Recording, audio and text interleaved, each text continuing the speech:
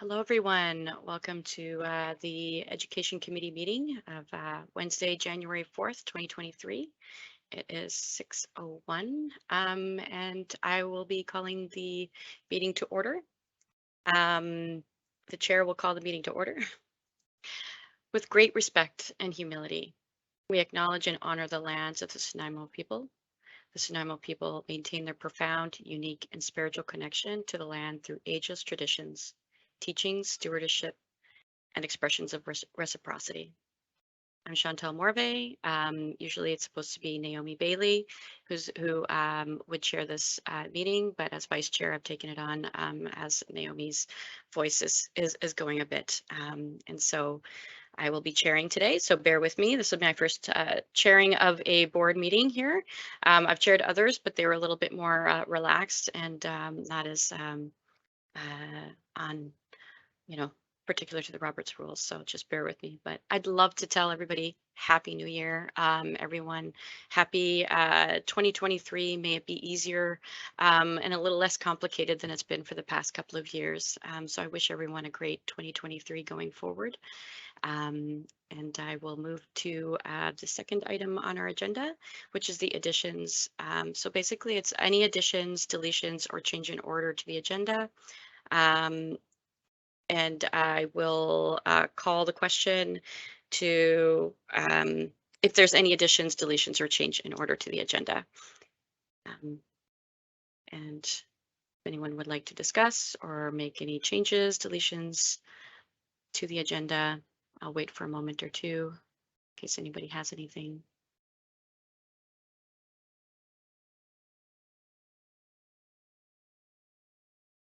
Right, seeing none, I'd like to approve the agenda or go to number 5, that the agenda be approved. So if someone could make a motion for that, that would be Tom, Trustee Rokeby first, and Greg, Trustee Keller, who has seconded that.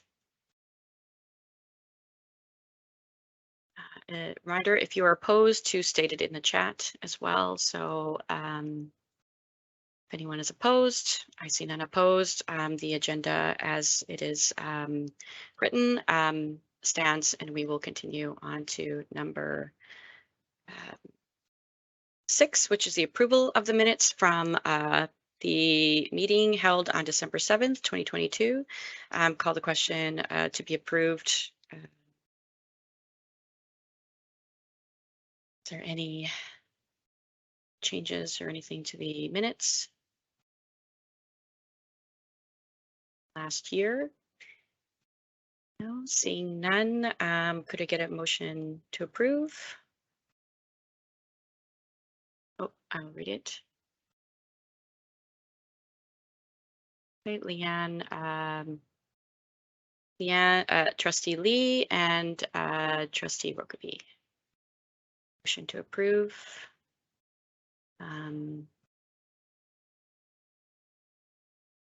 Seeing nothing, the agenda has been approved.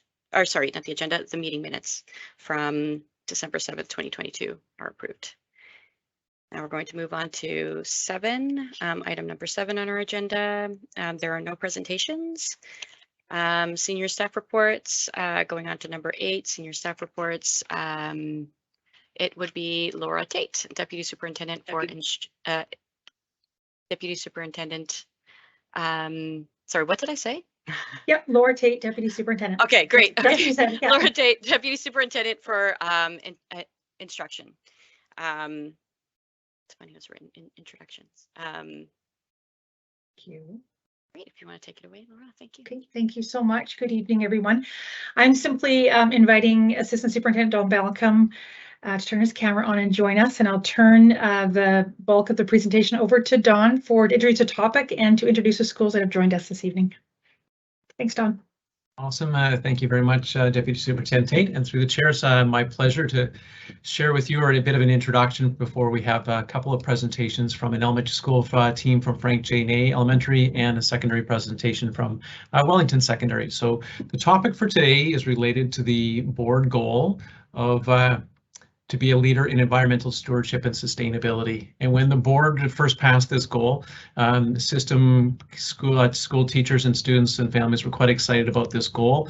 And we've done a lot of work on this goal in the last couple of years. So the purpose for today is to share a little bit of information that's in your information sheet around increasing opportunities for outdoor education programming in the district and promoting safety for opportunities within outdoor education and programming within the district. So my purpose is just to provide you with a very brief overview of the work that Learning Services has done in approaching this goal and these strategies. And one of the first things that kind of came to light early on when this goal was finding its way through the system was the idea of how prepared staff felt to have students in outdoor activities. And one of the things that came back from the system was a real desire for teachers to get out on the land with their students to do it in a safe way. And so we gathered some teachers in the system who had some experience in training and qualifications in outdoor education and asked them to kind of lead us through a bit of a plan over the last year, this year, and the next couple of years on how to grow our capacity to feel safe out on the land. And one of the places that we turned to was the Outdoor Council of Canada, which is kind of the umbrella organization for all outdoor activities. So if you want to go and do some guiding or be employed in the industry, often you'll have some credentialing through the Outdoor Council of Canada. So we looked at that as a great place to start. And we went about supporting folks within the system, kindergarten through grade 12, in one of kind of two approaches. One was we wanted to build some capacity at each of our schools. So we looked at the Outdoor Council of Canada, kind of a field leader level 1 hiking qualification, which would allow teachers in all of our schools to be able to say, I can safely prepare and plan for all, and to mitigate all of the risks that would be associated with being out on the land in a safe way. The other approach we took was building capacity for us to increase our own qualifications within the system so that we could not have to reach out to other organizations to provide that training. So we adopted a bit of a train the trainer model. So we have, you'll see in your information sheet, that we have 4 of our experienced outdoor education teachers who took on some train the trainer certification. And then both last year and into this year, we'll be providing training for additional teachers to get that Outdoor Council of Canada field level Leader 1 certification. So last year we had 32 folks go through that course. This spring we're anticipating an additional 40.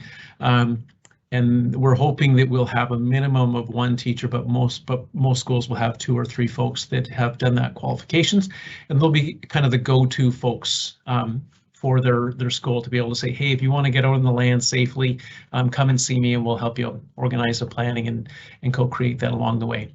The other approach that we're doing supporting at our secondary level is we've had for a number of years some outdoor education opportunities at some of our high schools, but not at all of our high schools. So we're trying to build the capacity to be able to offer robust outdoor education programs at each of our secondary schools. And so part of that certification training is to build capacity within those secondary schools so that no matter what secondary school a student goes to, if they're passionate about going deep into the outdoor education field, they'll have qualified, certified folks that'll be able to offer that. So we're building that piece out as well. So those are kind of the 2 areas that we've focused our attention on. And what you're going to see today is a couple of presentations from our school folks, and then of course an opportunity to ask questions of them and their experiences at the school level. And then of course if you have questions about building capacity within the system, I'm happy to pop back on after that and answer some questions as well. So with that, I'm going to turn it over to Greg Halfyard, who's a principal at Frank J. Ney, and he will introduce his team for the presentation. And then at the end of their presentation, we'll pause for some questions or comments from trustees before we introduce Andrea Davidson, the principal at Wellington, who will introduce her team who's presenting there. So I'm going to turn it over to Greg. And we have a backup plan for technology if there's any hiccups along the way, so we feel confident we're good to go. I see Greg on the screen, so I will turn it over to Greg now. Thanks very much, Don. Good evening and Happy New Year, everybody. It's great to be here, and thank you for the opportunity to present on behalf of our school. Just want to start by saying that Frank J. Ney has a long history of outdoor education, environmental instruction for many, many years. Predating the board's sort of goals of environmental stewardship and sustainability. Frank J. is really nicely situated with just beautiful environments, creeks, nature areas that are just perfect for environmental education. But what you need is a champion. You need champions in schools and leaders who will provide the curriculum, embedded instruction within the school community. And I can tell you that Terry and Tara provide that. And so I'm really looking forward to sharing this presentation with you.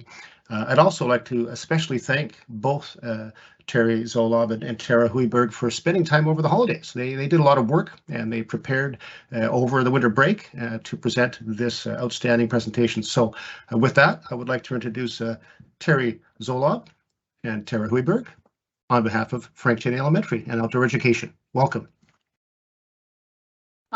Thank you so much, Greg. I appreciate it. It's actually Jackie Poulin just popping on.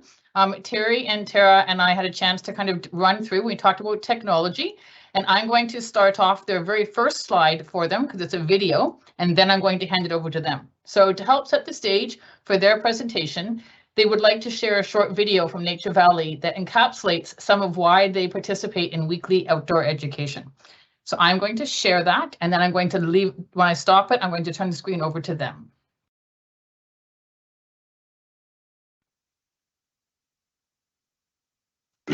Imagine if we played outside instead of online. We could make friends face to face, search without an engine, and go where only the birds tweet. We could recharge our batteries with sunshine, talk without text, and connect without Wi-Fi. Instead of looking things up, what if we just look up?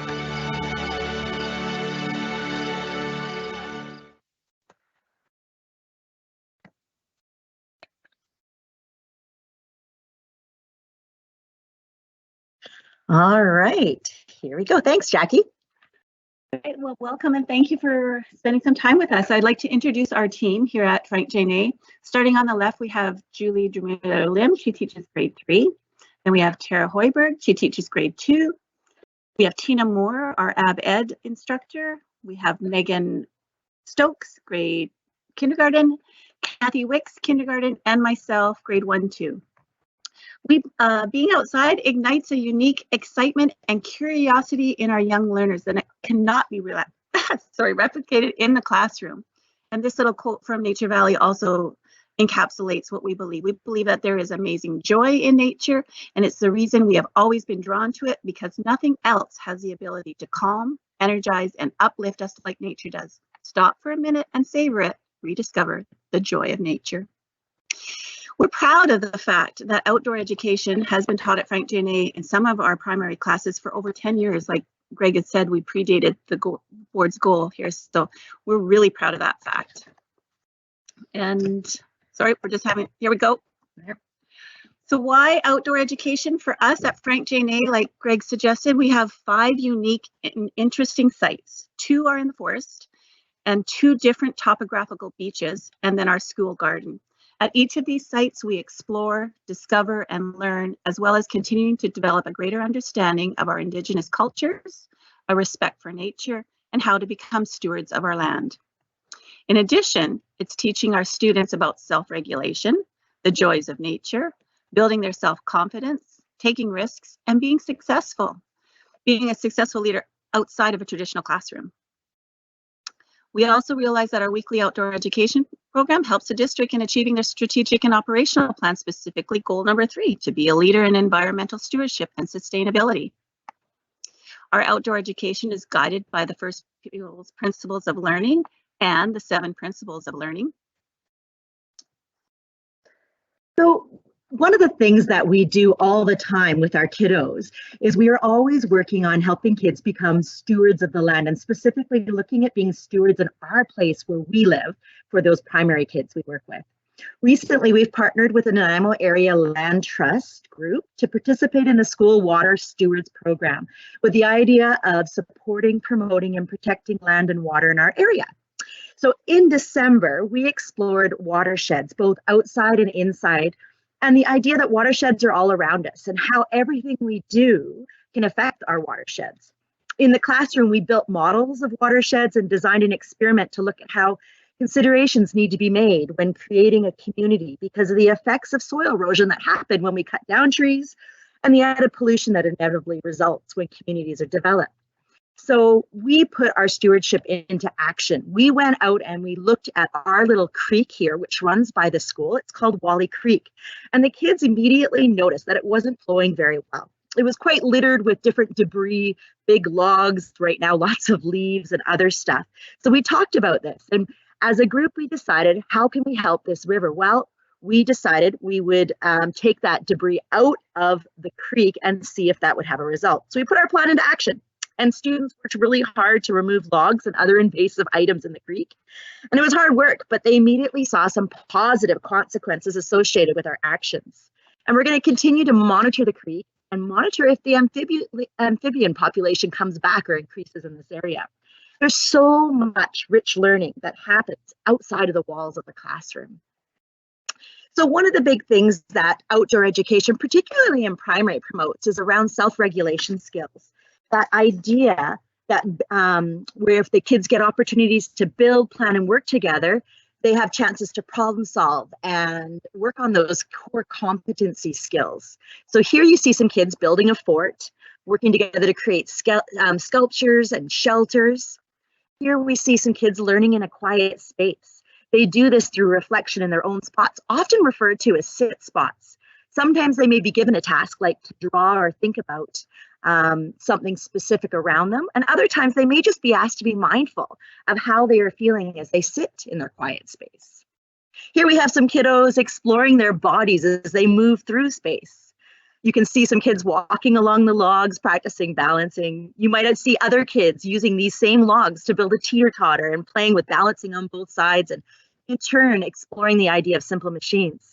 In that bottom picture, you can see kids playing in the leaves, throwing and rolling and simply having fun being outdoors. Here we have a greater understanding of our Tina. She's drumming for us and teaching us about the value of drumming and what it means. Then we're learning about our indigenous plants. And then she's featured in one of our sharing circles, and the students are learning the value of and the importance of what happens in a sharing circle. And Tina is our wonderful educational assistant, our ABED educational assistant, and she's integral to a lot of our programs that we run here with Outdoor Education.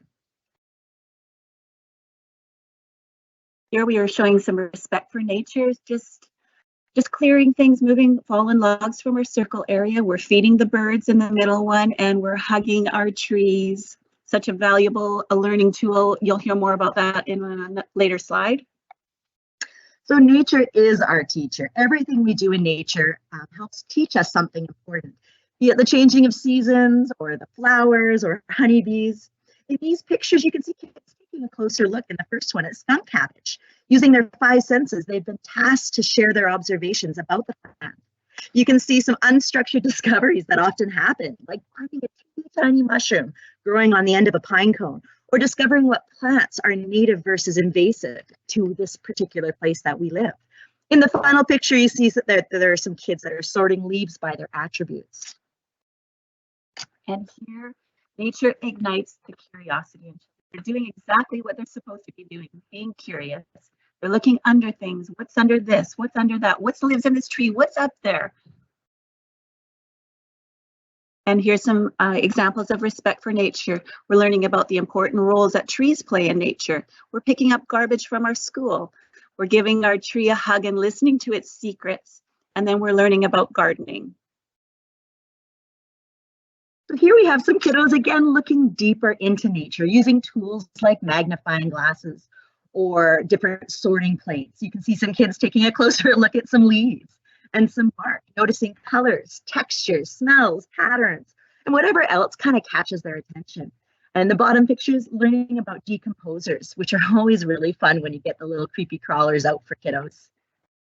And here it's just respect for ourselves and others.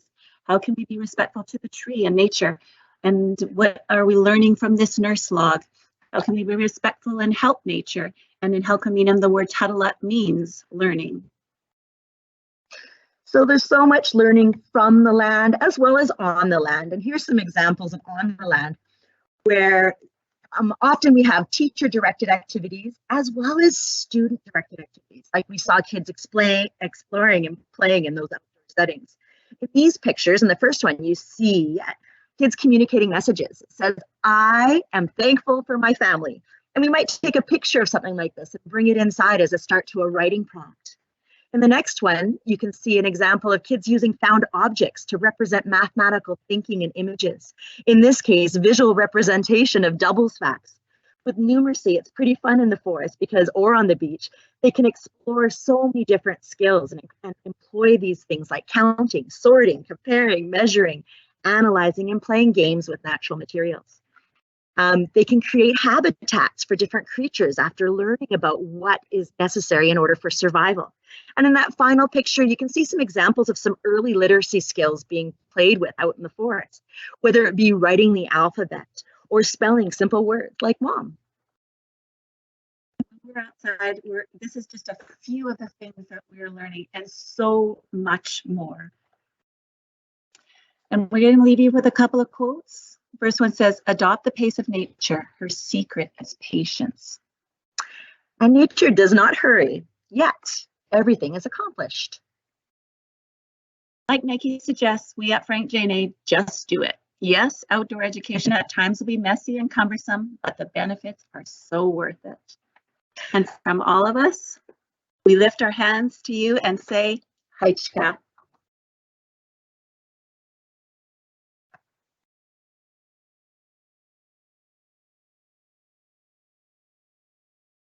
Great, and we will finish there. Are there any questions that you have for us?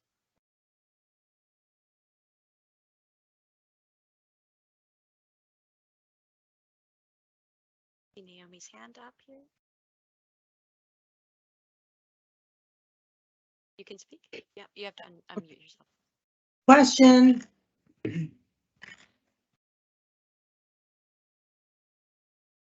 Question. Yes, Naomi. Okay, sorry. I didn't know if you could hear me or not.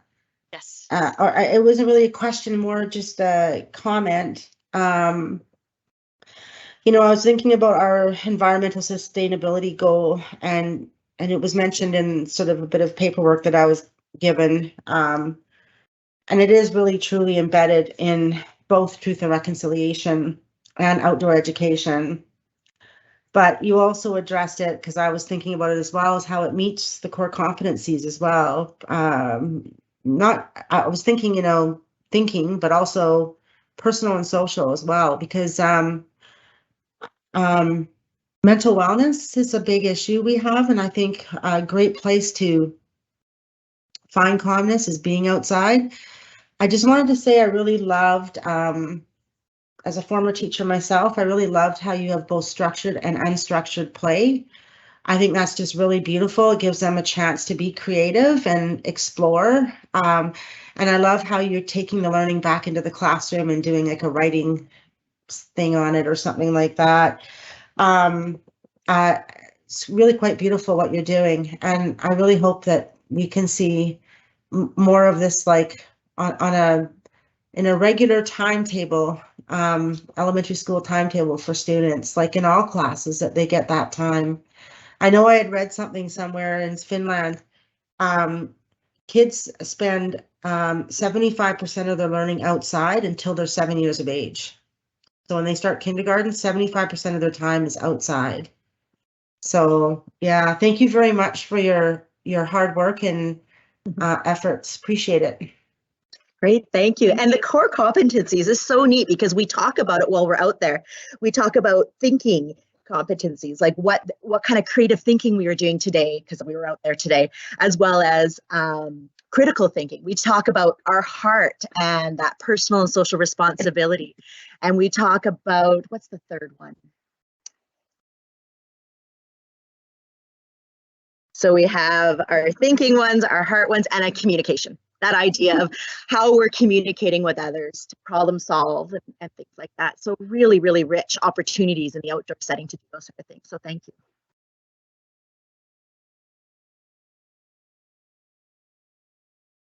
I see that Greg has a question. Yeah, maybe more of a comment. First, I want to just thank our presenters this evening. I really appreciate the time and effort and energy that you put into this, and especially, being the champions in our district to try and bring outdoor education to the forefront. Much appreciated. Can't say enough with my words, so just thank you very much for that. Words aren't coming to me. And I guess the question, if there is one, is just around, this has been going on in the district for quite some time, and I'm really pleased that our board has got behind this whole idea of having a goal of environmental stewardship and sustainability to become leaders. And when I think about what that means to become leaders, part of that to me means exactly what you're doing. And it also means, how do we take what you're developing at the school level and share it at the district level so that every student has access to the same ideas and curriculum and learning that the students at Frank J. Ney has an opportunity to do. And I think partially that may have been answered in the report with the training for the outdoor learning. But if there's a question there, perhaps what it is what do you see as what the board can do, and perhaps what staff can do to assist the board to help us expand the outdoor learning program throughout the district, so that we're not just learning about, well, when we hear from Frank J. Ney or we hear from any of our elementary or secondary schools across the district, we know it's happening everywhere, not just at those facilities. Well, I'm glad that you asked that question, because I thought with myself whether I should mention this in the PowerPoint or not. And my biggest request to the board would be that we need human resources. In primary, we can't do it without an extra person. And you saw Mrs. Moore in our shots.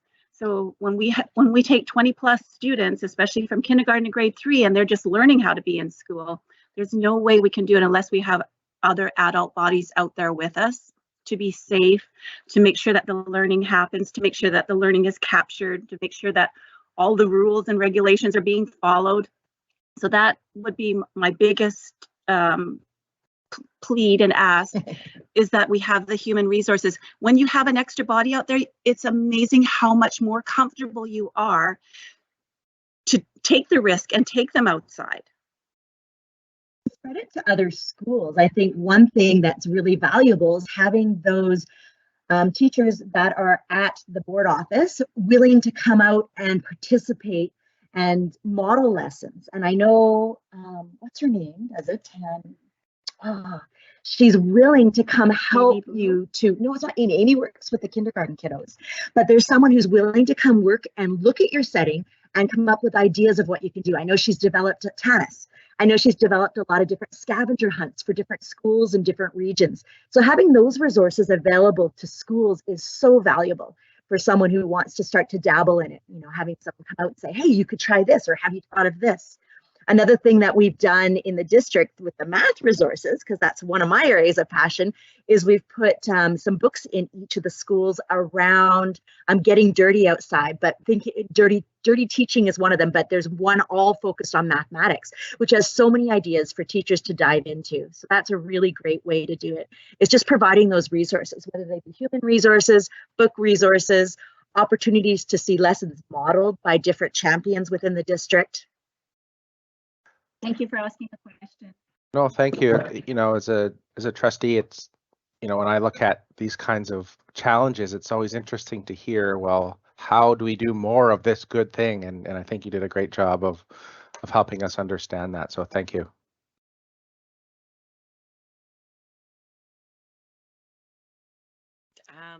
Trustee Rokeby, looks like you have a question. Yes, thank you, Chair, and thank you very much for the presenters. It was really inspiring, and I guess I have some questions that I want to kind of along the same lines as Greg, is how do we see this in other schools? My questions were a little bit more pragmatic. Maybe you address them with the EA request, but like little things like, do kids show up with boots and proper clothing, and then I guess as a second question, just to try to sneak in a follow-up, have any of you ever tried to do this kind of instruction at a site that's not as blessed as Frank J. Ney, and how do you make up for the lack of easy access? So any thoughts you have on there to help us extend this across the district, I'd really appreciate, and thank you for your wonderful work. Great, thanks. Well, I know at our school, since we do it since kindergarten, the kids get involved in this culture of what it looks like to be ready for outdoor education. So not all kids show up ready to go. You know, we communicate with parents through notes, emails, planners, all that sort of stuff, but we inevitably still have some kids without boots and without pants, without jackets. So we all keep a supply of extra clothing within our classroom. At the end of every year, I ask for parents who are willing to donate clothing that's too small. As a parent myself, I have all my kids' old clothing and pants, and we have that available to dress those kiddos who need it. Or, you know, if I notice that one kid doesn't have gloves every week, I'll go to the dollar store and just spend some money and purchase some of those items so we have them ready to go on hand. Ditto for that. And for your other question about teaching outdoor ed in less blessed areas, well, I specifically have not. I've only taught outdoor ed here, but I know that it wouldn't matter to me. It is such a valuable tool that I would find ways. We would do walks along the cement, and we would, you know, count how many, whatever it was. When you worms come out after a rainy day. When you want to do it, you find ways to make it happen. Going out on the field, observing birds within your community. Also, opportunities for field trips are wonderful. Nanaimo is so blessed with so many wonderful outdoor settings. There's lots of places that you can go and explore different environmental ideas. And through the chair, I'll just add, as Terry was referencing, one of our learning coordinators, Rosie, who has been putting together some packages around shelter building kits for elementary schools to be able to sign out. So there's some resources for schools that may not be as far along the journey as what the staff at Frank J are. They can reach out and say, well, how do we get started? And there's some kits being that are already compiled, but there's also, you know, plans in the works to be able to say, what else could we do for schools that don't have at their doorstep such a beautiful outdoor space as Frank J. Yeah, and I know back in the day they had Project Wild kits and other things that were at the disposal of different schools, but those have kind of gone by the wayside a little bit, and we need to bring that back into the culture of schools and bring those kits back. So it's great to hear she's doing that. Thank you very much for your answers. You guys keep doing your great work, and we'll figure out how to make it apply to everybody. Great, thank you. Fantastic. Thank you for your beautiful presentation. I just have a comment that I absolutely love outdoor learning. You know, when I grew up in a tiny town, and that's what our teacher would do, because it was like a one-room schoolhouse. We would go out in nature and we'd learn, and just having that understanding of your physical surroundings outside really kind of makes you understand better what it is you're actually learning. It really, that tangible sensory input really kind of, you know, makes it more real for a lot of kids who ask, like, why am I learning this sort of thing? It's like, well, this is why, kind of thing. I love that. And I love the fact that they created quiet spaces for certain kids too, where they could draw or be mindful and stuff like that. You know, some kids, it's hard for them to participate maybe in a larger group, and they have their own quiet space. And I just think that's really wonderful that we're connecting all of that together and making it so that all kids can kind of be in that space together. So thank you again for your presentation. I'm not sure if they're still on. I don't see the video, but now we will be moving on. I think, Don, you can. Oh, I see Tanya's hand raised too. I think Tanya wants to say something. She has a question for you folks. Oh, you're muted. No, it's more of a comment, just following up on something that Trustee Rope said. In terms of the issue with, I know that between the foundation and the community school coordinators, we do have a network in place that can support children and families around getting things like boots and shoes and so on and so forth. But does anybody know off the top of their head what the turnaround is for getting that out to that message out that, hey, we have a family here that needs, you know, the shoes are falling apart or they don't have jackets, and being able to actually get them those materials? Through the chair, I'll just say, the schools have a really good connection with the foundation and through this to access resources. I think what would happen that Tara and Terry were referring to is they would know those students who they might need to plan for ahead of time to say, you know what, in 3 weeks we have this outdoor activity we're planning on doing. Who do we need to be mindful around proper footwear or having a coat and stuff? And so that would happen at each of the schools, right? They would do that as part of their planning, especially when they're talking about primaries, right? They think of absolutely everything down to the last details so that they know all of those steps in place.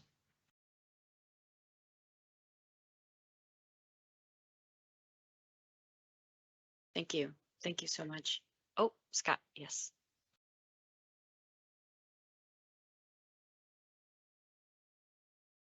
We can't hear you, Scott.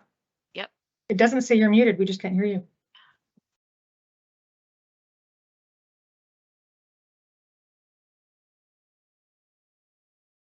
How about now?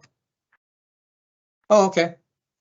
I was saying, Terry and Tara, through you, Chair, at the risk of piling on a little bit, let me extend my appreciation for your sharing the great things happening at Frank J. This evening, and thanks for your commitment and your enthusiasm to both goal areas of environmental stewardship and truth and reconciliation, promoting those opportunities for outdoor education and learning and learning on and from the land. So HiSEPCA, thanks very much.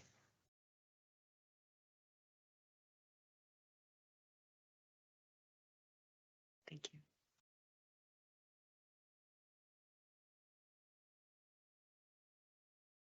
Okay. Right. Okay, and through the chair, so we're happy to follow up the Frank J. Presentation with a presentation from Wellington Secondary. So I'm going to invite Principal Andrea Davidson and outdoor education teacher Mike Dang on to share with their story. So over to you, Andrea. Thank you, Don. Good evening, trustees, senior team, school and district staff and community members. I have the privilege of introducing Wellington teacher extraordinaire, Mr. Mike Dang, who is the teacher of many things, including robotics. He leads our student leadership program. He is behind the organization of our school events, which keeps our school culture healthy and well. And he looks after a lot of our fundraising initiatives as well. And he, for the purposes of this presentation and with great gratitude, he is our outdoor ed champion, and he has year over year developed a really wonderful outdoor ed program at Wellington. He's passionate about land-based learning, and he's also very passionate about designing amazing opportunities for students to connect their learning to place. So without further ado, Mr. Dang, over to you. Thank you, Ms. Davidson. I hope everyone can hear me okay. First of all, I want to thank, I'm going to try to share my screen with you. So please bear with me as I try to do this. Are we shared? No, I don't see anything yet.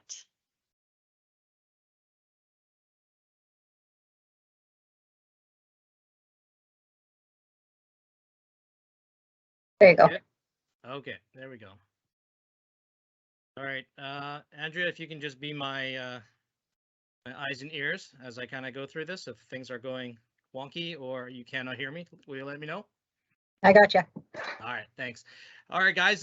First of all, thank you for having me on this evening, talking about Wellington Outdoor Education Program. My name is on this presentation, but I want to also acknowledge the conversation, a brave conversation that Don Balcombe, Jackie Poulin, and Learning Services, particularly Rosie and Shelley Jojkovic, had 2 years ago and said, how do we make outdoor ed more accessible to everybody? and really leaning on us educators as the experts. So there's a lot of trust that had to happen there. And so I want to thank you for showing that leadership and saying, we trust you, and what do you need? And I think in my view of leadership, that is what good leadership is the support, giving us the opportunities to do what we are passionate about and supporting us that way. Also, my name is on here, but also this program is, it is a product of many people, including some of my colleagues at my school, as particularly Nikki Weldholm, who's our ABED teacher, Uncle George, our resident elder, as well as all the teachers that come along with me on field trips and help me put programs together, and also feedbacks. David Chin is another one who is a great sounding board for me. So without further ado, we're going to move on here. So please let me know if there's a picture that you just want me to stop and say, hey, where's that? I'll do my best, but we'll go forward. So we talked about the board goals already and the district operational plan objectives. So during my presentation and my program, there's going to be multiple gears of my program that there's many things in play. Not only is it the curriculum, but the NLPS goals as well as the core competencies. So all those are in play. The structure of my program from grade 9 to 12 is based on the Circle of Courage. It might not always be at the forefront, but it is the machine kind of behind and running the framework in which we build the program. And also adventure education, that is also part of it. And I'll explain exactly what adventure education is about. So all of these things that you see there are part of good educational programs, outdoor educational programs. They're words that we see all the time: reconciliation, outdoor learning, place-based, land-based learning, all the activities such as fishing, camping, and paddling, and all these different things are part of a program. But let's kind of these are things, let's tease this out a little bit here. Okay, so these are the skills and lessons that students will learn along the way. I don't want to diminish this. These are things, but I will not be highlighting this too much. But as you can see, from grade 9 to grade 12, these are all part of the programs, and they will pick these skills up or these lessons up as we go further.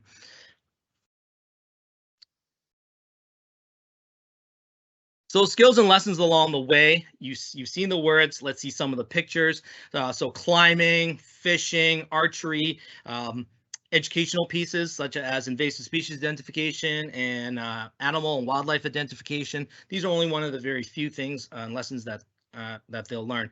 We talked about clothing already. Both Terry and Tara talked about that's the issue.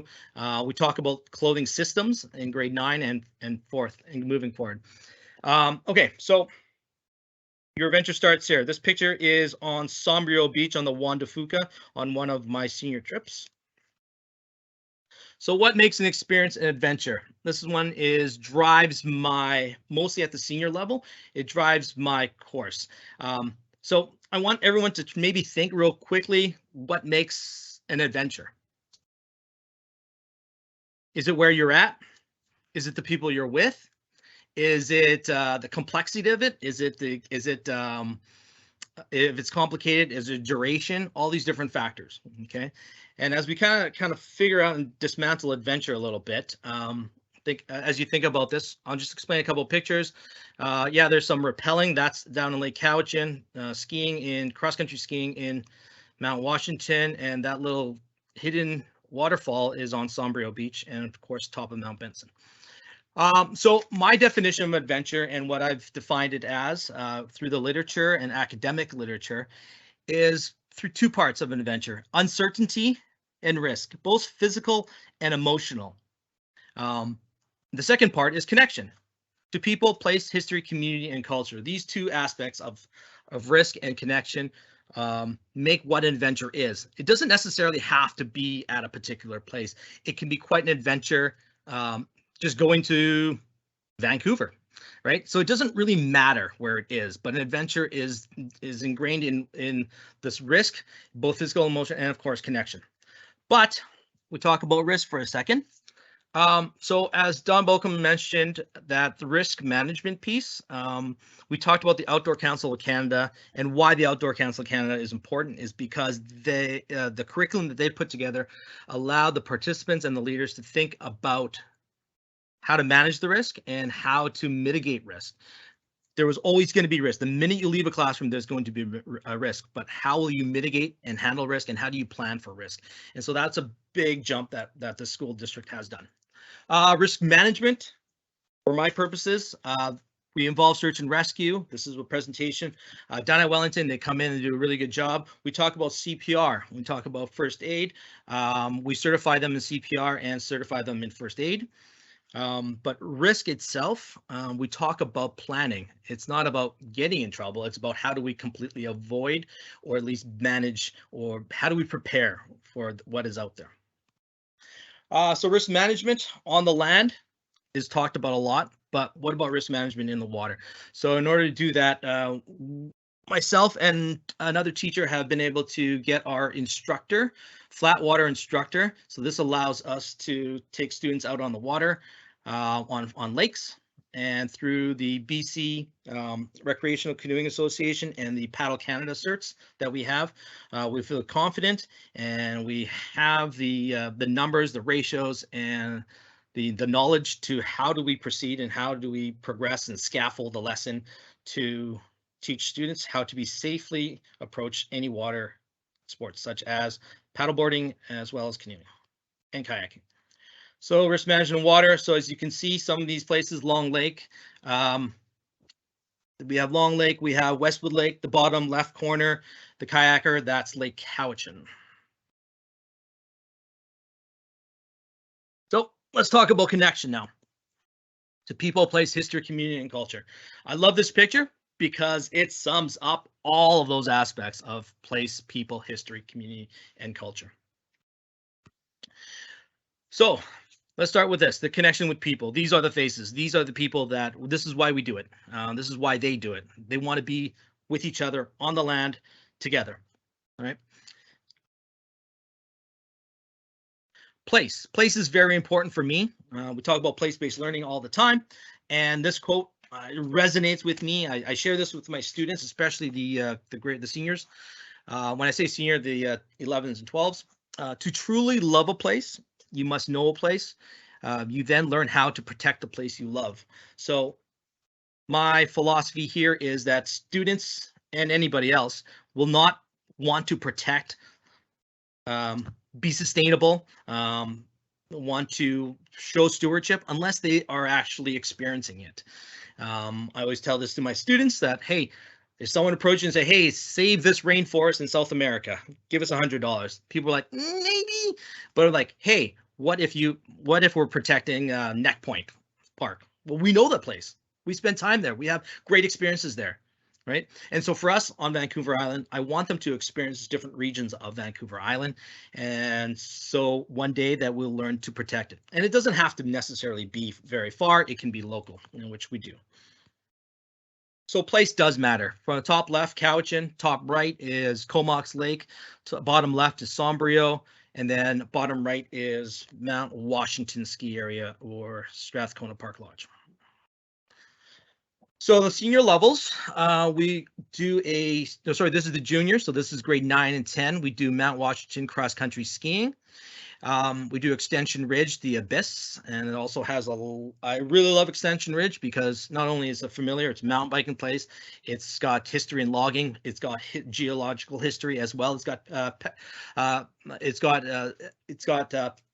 petrographs there in which we can actually see and witness and talk about. Sechutton, another great place for us to recreate, and as well, there's a lot of rich history there as well. And Comox is a great place because of the facility that we use as well. It gets us out of the Nanaimo territory and into different territories in which we understand when visiting another nation, what are the protocols, as well as it's just a beautiful place for what we would like to do. We do some climbing, outdoor climbing, as well as some canoeing. The senior levels, so 11s and 12s, we do a trip to Tofino and do some surfing, some paddling, and also a historical walk, and we talk about the history of Tofino. Sombrio is a backpacking trip along the Juan de Fuca, and yeah, it's a beautiful place. It's natural history, steeped in history as well, like the squatters, the World War II stuff there, and it's just, so there's a lot of history, as well as the Pacheedadat Nation has their own a really good write-up on the history of that area. Mount Benson, it's iconic, it's great, great exercise, and Westwood Lake is also another great iconic Nanaimo area. Community is important for me. We talked about supervisors. How do you find supervisors? How do you find adults? How do we connect to the community? For me, that's super duper important. It's pivot, it's foundation of what I do. So in the middle there, you see the live trout picture. That's Michael Lawrence. He is Fishing for Fun guy, so we connect with him every year. He donates fishing gear to us, and then we also in turn talk to him about volunteering and the stewardship of and conservation piece there. On the top right there, that is my friend Matt. He's from DFO and he's a herring specialist, so he comes in and talks about herring and why is herring important? Why is fishery important? Why is the science in fisheries important? And I'm going to go to the bottom right there. There's Uncle George and a friend of mine. His name is Jordan. He is the manager at Western Forest Products. About that in a second, but we have Nikki and Andrea in the background. Nikki is our AB Ed teacher and a key part of my program. In the center, you have Deb Beck. She is the coordinator, rec coordinator for the city of Nanaimo. She's my contact. So what you see there is students learning about invasive species. We've adopted Loudon Park, which is along Long Lake. It's super close, 10-minute walk for us. So we've adopted the park. So what does that mean, adopt the park? Well, every spring we go in there and we remove invasive species. We clean up the garbage. And some seasons we actually plant. So if you drive by there in the spring and you see a bunch of tulips pop up, that's us. We put that in a couple years ago, and so we're in another cycle of planting more or different types of vegetation in there to stabilize the banks. On the bottom left corner, I connected with a preschool during the live trout release. So we have our students working with youngins in our community, and they just kind of help them deliver the fish and throw in the bucket. It's super fun, but it's giving them an opportunity to be leaders in the community. History is super duper important for me. We talked about that. Bottom left corner, that's Mouth Mike. Wide River Mouth Mike. He's one of the original squatters. So we connected with that guy, and he talked about the rich history in Sombrio. And he did a quick little chit chat on the beach. Nikki in the middle is talking about etiquette. Protocol as we go into Comox land. She talks about why it's important and how it's done. And on the right is NS3, or formerly NS3, Nanaimo Science. We connect with them to do invasive clam studies, as well as teach them how to do transects, surveys of clams, as well as we do a beach cleanup on that same day. And that's all down in Departure Bay. So last thing, culture and paddle project. I think this is something worth spending a little time on. This was a bit of a brainchild for us at Wellington, is that how do we get kids connected to the land more and to the community? So we, Nikki and I and Chandler Murray approached Uncle George and asked him if he would be willing to show students traditional paddles and talk about paddles, talk about the typical traditional paddles are made and how and why and the history behind paddling in this region. And so we had a generous donation by Western Forest Product to deliver all the wood. They brought all the wood to us. So this is we use different types of woods that they delivered. And Uncle George worked with our students and our woodworking class, as well as our outdoor education class. So the woodworking made the paddles, and our outdoor ed class designed and painted the paddles. So it was a cross curriculum collaboration. And Uncle George, given the time, he was able to come see how and get us all started with the paddles. As you can see that, some students working on the paddles.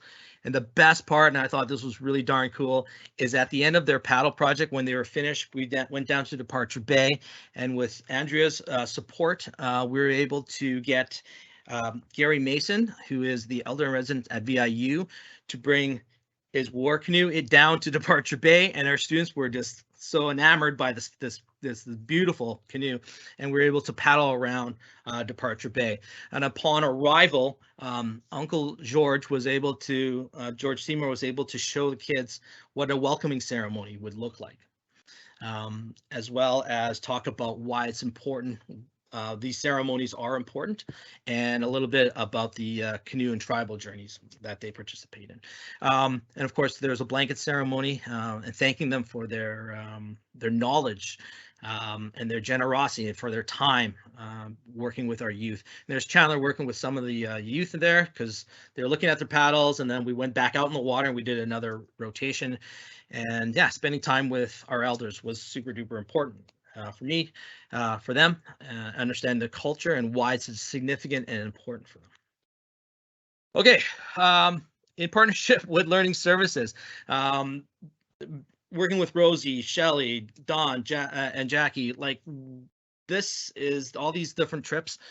There's camping trips in Comox and all these different things made possible because of their not only their commitment to training, but also the equipment, right?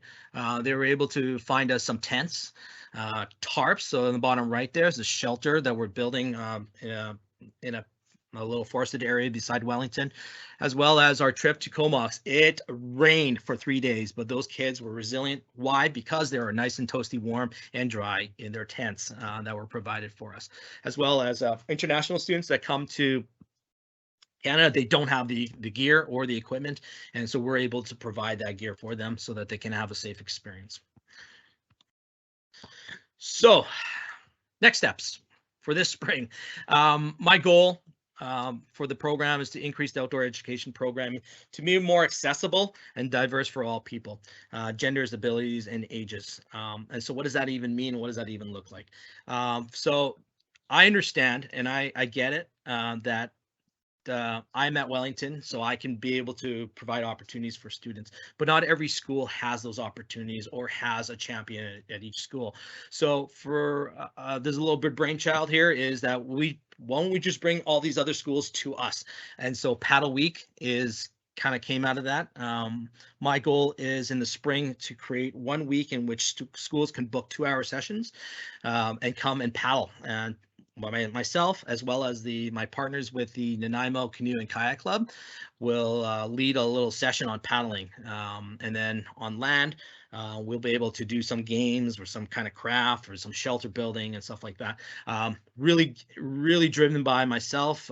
David Chin is involved, as well as Nanaimo Canoe and Kayak Club. And my students, my senior students will then become junior kind of leaders in helping me facilitate that week that happens. Another important part of that paddle week is one day will be designated as I reach out to the Skills for Life programs, different schools. We are hoping that we can bring students who would not normally be able to go out on the water, be able to get on the water with modified watercrafts and be able to experience just being on the water and the tranquility and the mental health piece of being on the water. For me, I know that I am at calm when I'm on the water. So outdoor Olympics. So at Wellington, we have 5 feeder schools. We're going to do some outdoor Olympics. So you remember I mentioned something about the Circle of Courage, and one of the sections of it is belonging and generosity, right? And so for me, belonging is right off the bat. I divide my class into 2 teams. I know 2 things about teenagers: they love competition and they like food. So I divide them to 2 teams, and at the end they do challenges every week. On Fridays we do challenge Fridays. They do challenges, get points. The winning team gets pizza. They all get pizza. And then at the end of the school year, all those little challenges that we've done, we replicate those and bring our feeder schools. So now they know how the challenges work, and they become leaders and they lead the school, the feeder school through those little challenges. So that's our way of connecting with the feeder schools. Canoe and backpacking. This spring, I'm hoping to do a little bit more canoeing and a little bit more backpacking in Strathcona Park Lodge. So that's me in the spring. Next steps for next fall and beyond. I would really love to certify our senior students and international students so that our international students that come here are able to go home with a certification. First aid, but with a bit of a wilderness outdoor ed kind of twist to it. And of course, more integrated and cross-curricular semester program. We're currently working on something that involves grade 10s, in which they do a whole semester of outdoor ed, their English, their social, and their like photography and other electives are able to be one. So we want to dismantle the bell schedule and just go and then do what is natural for us at that time. Outdoor Council of Canada junior membership, being an instructor now for Outdoor Council of Canada, I'm hoping my seniors, because you can't be a full member until you're 18, we train them at grade 12 or 11, and when they turn 18, bam, they become members of the Outdoor Council of Canada.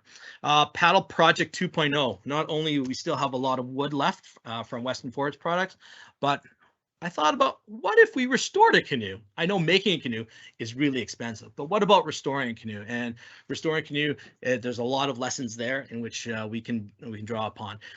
Next phase is also trail builders, being able to go out, and this is, remember the circle of courage part, the generosity, giving back. And so being able to do trails, build trails, clean up trails, as well as Color the Trails. That's an organization in Vancouver that promotes and increases diversity, color, and lessons of, and with SOGI being part of that as well. The outdoors have typically not been very friendly, and the industry has not been very friendly to many people. And so, hey, let's change that. Let's change the landscape of outdoor education and outdoor leaders. Anyways, I talk quickly, so if anybody else has questions, so this is just a final thing, outdoor ed, that's Tofino, Comox, and Seychellen. And if that's all I have to say, so thank you. And once again, Hisepka, Heichka, thank you very much. Thank you, Mike. Incredible. I'm just flabbergasted. I don't have any words right now, but I would like to read out what Leanne, Trustee Lee, wrote before she had to sign off. She said, fantastic, amazing work, love the passion and vision. I know we're all pretty blown away here. And I see Naomi is next. So Naomi, Trustee Bailey. Thank you for that incredible presentation. And wow, the stuff that's happening in schools is just really exciting. I have two questions. First one I wanted to ask was, I know when students start signing up for courses in February for the following year, what is the popularity of your course in terms of students signing up for it? Lots. There is a high demand for it, but there's limitations with that, limitation class sizes, and as well as my other teaching duties, being a robotics teacher and other things. So the popularity is high, and a lot of the international students really like the program as well. They come to Canada specifically for an outdoor experience. Would I like to see it grow? Sure, absolutely. Logistics, we'll figure that out, but the demand is high for it. Wow, that's wonderful. Second question was just around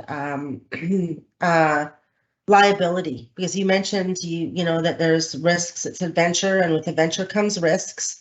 So I'm just wondering what you do to protect what is involved in allowing these events to happen. I love the question because I'm a complete risk assessment nerd. I think about risk assessment and liability on Friday nights. And so for me, and this is why the Outdoor Council of Canada is a great resource. It's because Outdoor Council of Canada, OCC, works with mountain guides, the ACMG. This is like the highest guides in the land, and they work with high school students, right, and even elementary. And they try to bridge that because the ACMG guidelines are crazy. They're not crazy, but they're like really stringent.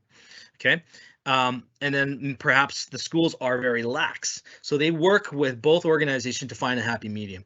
And so for me, going with the OCC guidelines when it comes to ratios is important. Supervision to participant ratios depending on the terrain.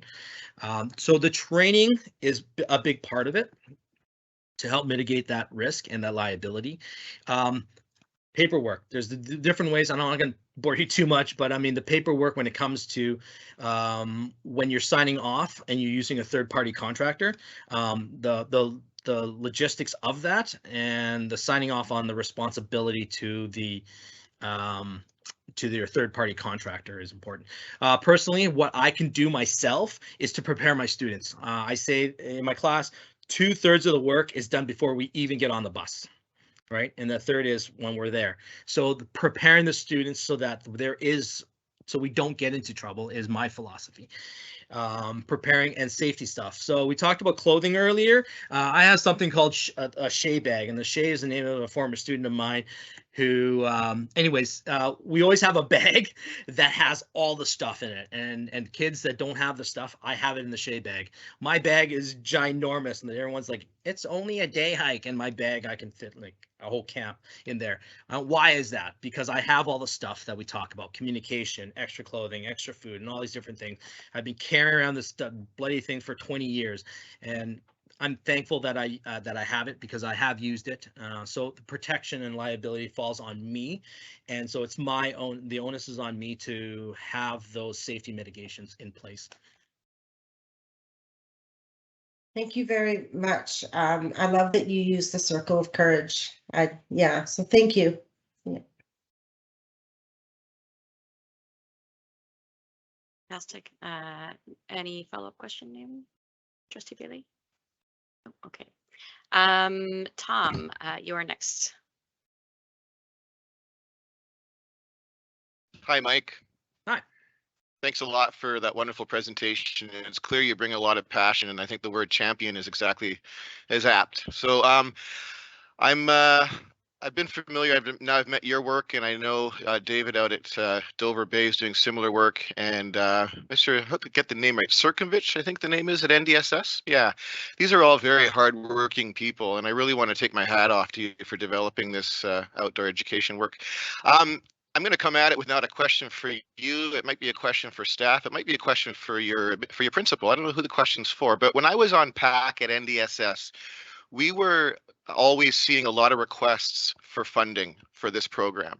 And it seemed at times that the funding wasn't always adequate to meet the demand of the students and meet the rigors of what your program tries to offer. I can appreciate that even with the most benevolent approach to costs, getting kids around, buses, it's not free, but it's valuable. So I want to make sure we can do it. And I knew that Mr. Circumvich, and not to put him on the spot, but that guy was tirelessly fundraising in order to get his program to fly. And I worry about the sustainability of that, because I know these people have to have families and they have to have their own lives in order for these great programs to continue. So to anyone who wants to answer, are we doing a better job, or are PAC still seeing requests to keep these programs floating with their discretionary dollars? Thank you. And maybe through the chair, I'll begin an answer, and then I'll let Mike jump in and speak specifically more about his program. I think one of the things that we have done in the last couple of years is, because the board has made this a priority as a goal, we've directed some money towards improving the outdoor education opportunities. So I think Mike spoke a little bit about the tents and different supplies that have been provided. So there has been money directed. We've invested in our staff to get some certification, and we're trying to grow programs so that we have a champion at each and every one of our schools. So I think from that angle, maintaining the goal or the support from the board level around outdoor education activities is important, because it allows staff to direct budget resources towards that. But that said, I know that Mike and Franyo and each of our teachers at our secondary schools that have programs in place are always fundraising and doing their best to provide experiences well beyond what the classroom opportunities bring. So I don't think we can hold them back, but I appreciate the question, because there's definitely a minimum amount of money we need to invest in the system to make it sustainable, for sure. And I'll let Mike talk obviously a lot more about the energy and financial and others they pour into the program. Yeah, thanks for the question there, Tom. We're teachers. Quite often we're pulled to be a salesperson, fundraiser, all these different things, event organizer, and all these different things. And so it is exhausting. And I know Franjo, I personally have spoken to him about his fundraising endeavors. And so for me at Wellington, I will say that I've been very supported at Wellington to start the program through the PAC as well as through administration and through learning services. I think we have great equipment now that we can move safely and navigate both front country and back country. At the same time, though, I want to say that the industry, we don't need to go bigger, stronger, faster, more complex to get to our curricular goals.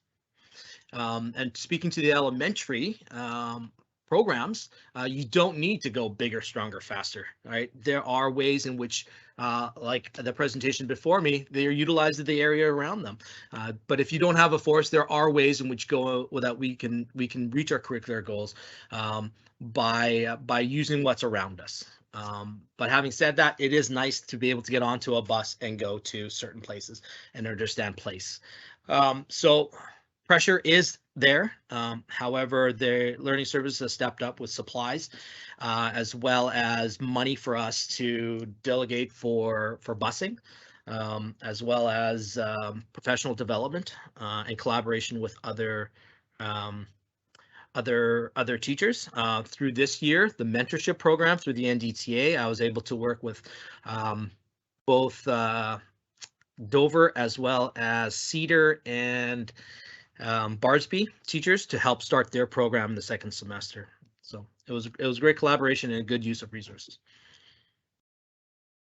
That's a fantastically comprehensive answer, Mike, and thank you very much for taking advantage of all those different partners. Yeah, that's fantastic work. My goal is just to make sure that as we move this out, it becomes sustainable, because I fear that at a certain point, if we don't figure out the funding on this, it'll become either a buy fee or we'll be trying to, there'll be something that makes it not as inclusive. And I know that's a big goal for our board, and I'm sure you share that goal as well. Yeah. So thanks a lot for your time today, Mike, and we'll continue to look at your program with great hope and encouragement. Absolutely. And the last thing I want to say about that sustainability piece is I'm near the tail end of my career. I'm on the second half. We look to people like David Chin and Janine Tursky. These are young teachers who are building programs, and investing and mentoring them in building programs is so vital.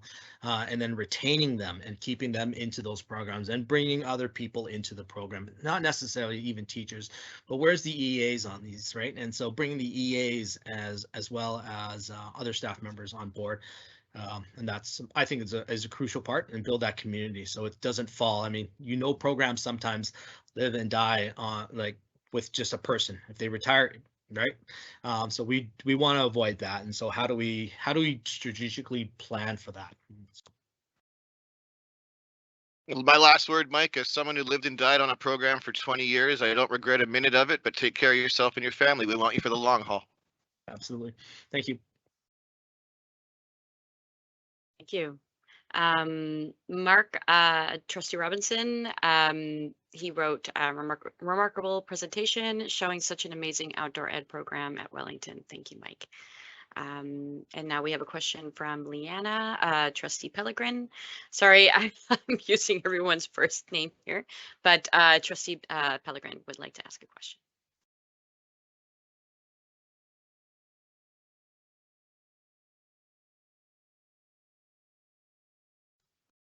Sorry, this is my first laptop and I'm 400 years old. Can you guys hear me? Okay. Mike, you are amazing. I really enjoyed meeting you at the school tour. I'm very, very happy that you just basically touched on what one of my questions was that you're sharing your expertise with other schools to help get their program started. So that's just such a beautiful thing, because you can't hoard all your magic just for Wellington, right? And then when you mentioned the first aid for students, is that something that has already happened, or is this a brand new concept to have? It's new and old at the same time. Just to give you a preference, just to give you an idea, is that myself, I'm certified to teach CPR and AED through the ACT Foundation. It's not full first aid for my grade, and that's just at the grade 9 level. The grade 10 levels, I bring in third-party Red Cross to do the certification.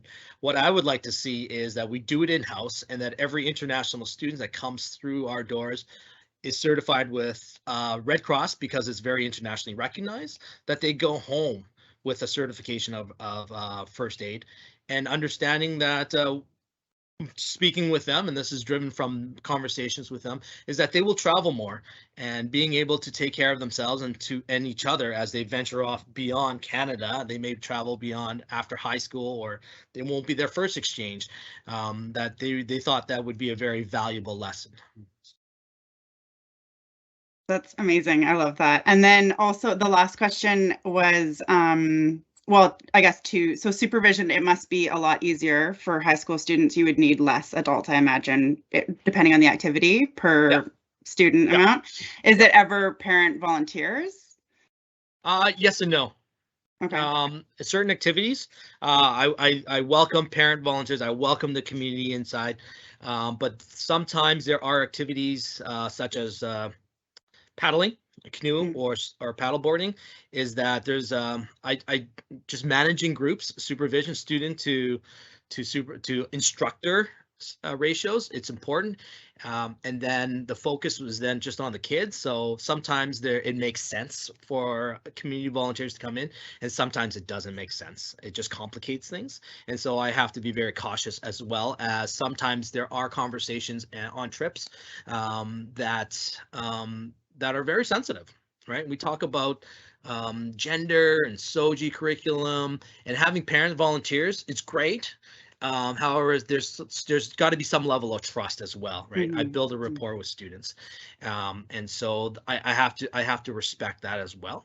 And so I hope that answers your question. Yeah, definitely. That's amazing. Thank you. Greg is next with his question. Yeah, thanks. And thanks, Mike, for the presentation. Much appreciated. I like to learn about what we're doing at different schools. I'm trying to get a sense of what other secondary schools have a similar program. In the context of, if I remember correctly, and perhaps someone on staff can help me, is the NDSS Wilderness Studies, is that a board authorized course? It is. Okay, and where I'm going with this is, there looks to be a lot of effort in training across the district, which is great, but in a lot of cases it's probably individual effort, and I'm wondering what opportunity there is for some standardization, whether it's an extension of an existing program or a new program, as a way to make it easier to share curriculum and support from a resourcing perspective. And whether it's training or time for teachers to be able to devote to the program. I'm not sure who to ask that question to, but I think in order to be successful in the long term and sustainable, it might be something to think about. Thanks, and through the chair, maybe I'll start off Trustee Keller's question with a response, and let Mike put a more a deeper response to it. So each of our secondary programs that are either well established, so Fran, you at NDSS has had his West Coast Wilderness board authorized course on the go for a while, and I think 2 years ago, maybe even 3 years ago, we added the scope and sequence for grade 11 and grade 12 so that students can take that course 3 different levels. So that course is available to be taught at any of our schools. So that one way to grow that experience is to have somebody, so Mike could teach that course if he wanted to at Wellington, or it could be taught down at Ladysmith or at Cedar. So there's one way to do that. The other way is outdoor education, which is a ministry approved course, which Mike teaches and some other schools teach. And then the third path is to kind of combine some cross-curricular pieces that Mike talked a little bit about, where you might combine, an outdoor ed class with an academic class. So you might teach a science class and an outdoor ed class to the same cohort of students for, half a day for for a full semester, or you could even have a full semester course where you teach 4 curricular areas and combine them all into a cohort. And that cohort could be students heading off into post-secondary, where they're going to be in a field of outdoor education. That's going to be a vocational path for them. Or you could be doing it to reconnect students who've maybe disconnected from the system as a bit of a social emotional anchor first for them, and then the curriculum just kind of layers over top. So there's a lot of different ways that outdoor education can grow in our schools, but it always starts with a person. So at Wellington, Mike is the driver and the champion for outdoor education, and he's building around his passion and expertise. The certification piece was kind of the starting point for us as a district, because without that, we really can't grow a program. We can't start off, you can't start a program by saying, let me build something and then I'll build the safety after that. It's like, let's start with the Outdoor Council of Canada, which is kind of the gold standard for being safe in planning and mitigating risk. So we're starting there, and each school, is kind of starting at that same level. But, as the years go by, people's passions will come out, their flavors will come out. They'll create programs that will be have some common threads, but will be uniquely tiered towards or tied towards the passions of the person. And so, both Mike and Frank have very similar certifications, but different skills and different passions, and their programs provide a different experience for students. And I think both of them are amazing opportunities, but we want to grow kind of both a common experience for students across the district, but also allow the freedom for schools and teachers to say, I want to build something that's kind of unique around what I can bring. Well said, Don. I will just add one thing is I believe that students need to experience, to have a great outdoor experience. That way they'll actually gravitate towards it again. And so I think having a safety plan, mitigation of risk, and dealing with the safety piece first, it allows them to have a good experience and a safe experience. Because at the same token, on the other side of that, if they have a bad experience in the outdoors, it can be traumatizing. It can turn them off from being outdoor ed people, or even, doing the outdoor stuff. And so it's important that we actually have to have a standard for safety first. And of course, as a school district, that's super duper important. We'll talk about the legalities of it.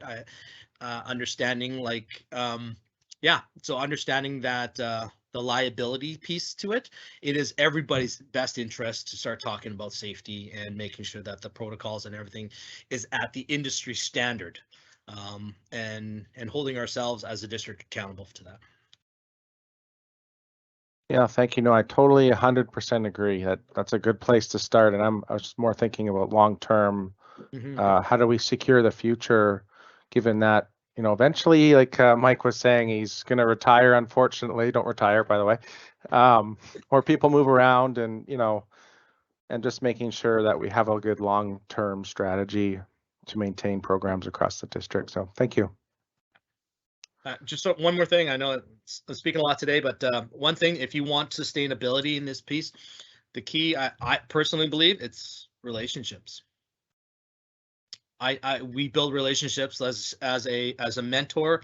I need to build a relationship with younger teachers coming up, student teachers, VIU, potential teachers. Creating those relationships will allow us to pass knowledge on, because I didn't come up with half this. I don't come up with this stuff. I had 3 great mentors in my lives, and that's the reason why I do what I do and speak this language.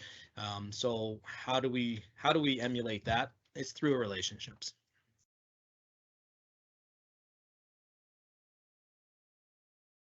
Well said. I see Scott. Yes. Yeah, thanks, Chantel, through you, Madam Chair. Hey, Mike, nice to see you. Great job. You packed a ton in that presentation, and there's so much of it I loved. I loved how Uncle George is an integral part of your programming. I love the sort of underlying tenets of the Circle of Courage. That works, great work. I also love that you mentioned everywhere you went, you mentioned the local First Nation and learning about the history and culture from those original stewards of that land. And that's really, really important wherever we go, to understand the local First Nation. Very impressed with the presentation. Heichka, our students are sincerely fortunate to have you as their teacher. So again, nice to see you, and thanks for spending a little time with us this evening.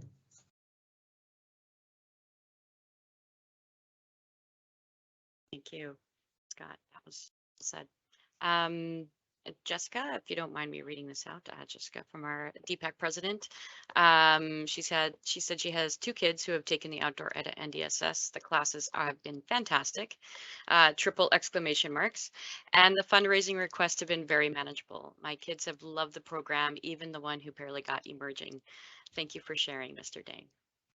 Fantastic. And I see that Trustee Bailey also has a question. Yeah, I'd like to direct this question to through you, Chair, to Don Balcom.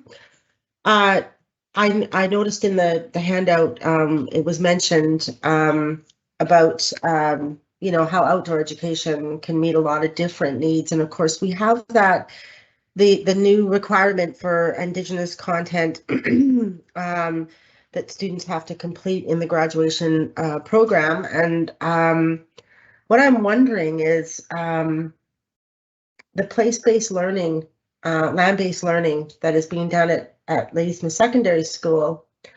You know, when you've talked about how there's possibilities of like bridging science with outdoor education, those sorts of things, and I was thinking, you know, I know that when I was at the trustee convention in Vancouver, I was talking to the chair of the North Okanagan North, I think, school district, and they've actually developed something like what Greg was inferring, which was an Indigenous content course that is land-based, focused, with outdoor elements to it.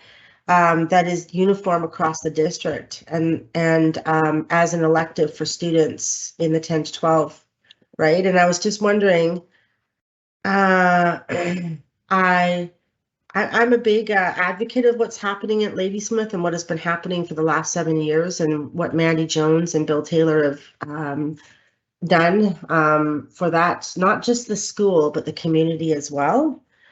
It's had a very big impact. So I'm wondering if we're, you know, we've got something that's been created.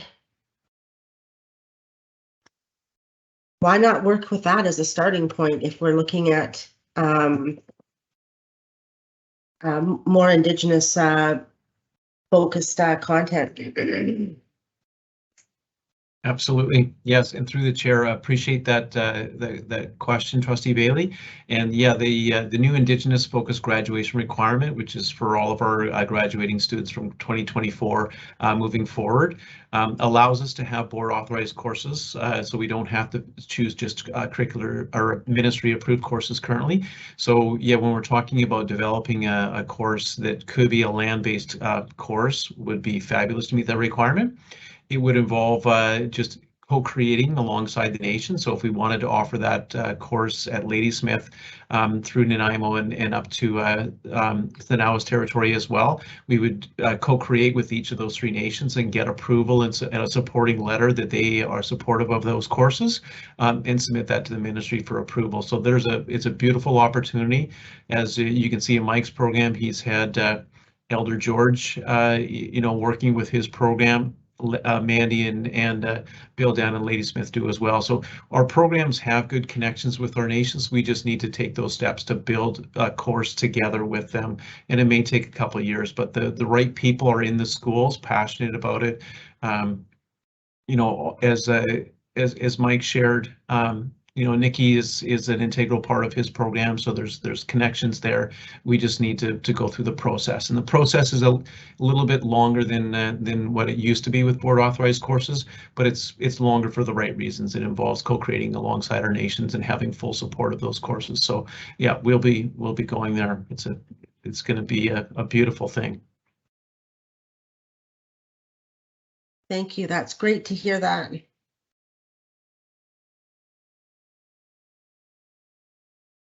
You. Yes. Tom Rokeby, Trustee Rokeby wrote, can we invite the Lady Smith Land School to our next education committee? I think it would be a great follow-up to our other outdoor ed presentations. I mean, I want to learn about all of them. It's just really been fantastic. Yes. I have put that request to Deputy Superintendent Tate a little while back, and to Assistant Superintendent Balcom. So, in the works. This has been absolutely fantastic. I don't see any more questions. A comment from Trustee Robinson, wonderful, Trustee Bailey. So I just want to say I am so super excited. This is, again, I echo everything everybody else is saying. I'm so impressed by what's happening. This is like something that, you know, when I was younger, it was something to dream of, right? And you're doing it. It's absolutely fantastic. And I really appreciate you thinking about next steps and having the accessible opportunities for students who don't traditionally get to do that. And I know that I get to go to the outdoor play that Nanaimo Child Development Center puts on every summer, and they bring accessible equipment and stuff like that for students, children, youth to participate in, even adults, and just the joy and excitement that they get to be able to do that. And I'm so glad that that's kind of like where that's moving towards, and giving them those opportunities as well within our school system is really fantastic and super heartening to hear. All of it is just fantastic. And I raise my hands to you, Mike, because I'm so glad for your passion in doing this. It takes those people with passion to get these things done. And I really appreciate you putting your all into it. You can tell your heart's there. Thank you.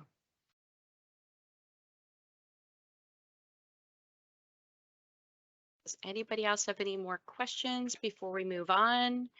I feel like we could just like close this down with just this amazing presentation, but we have a few more things on our agenda that we need to get to.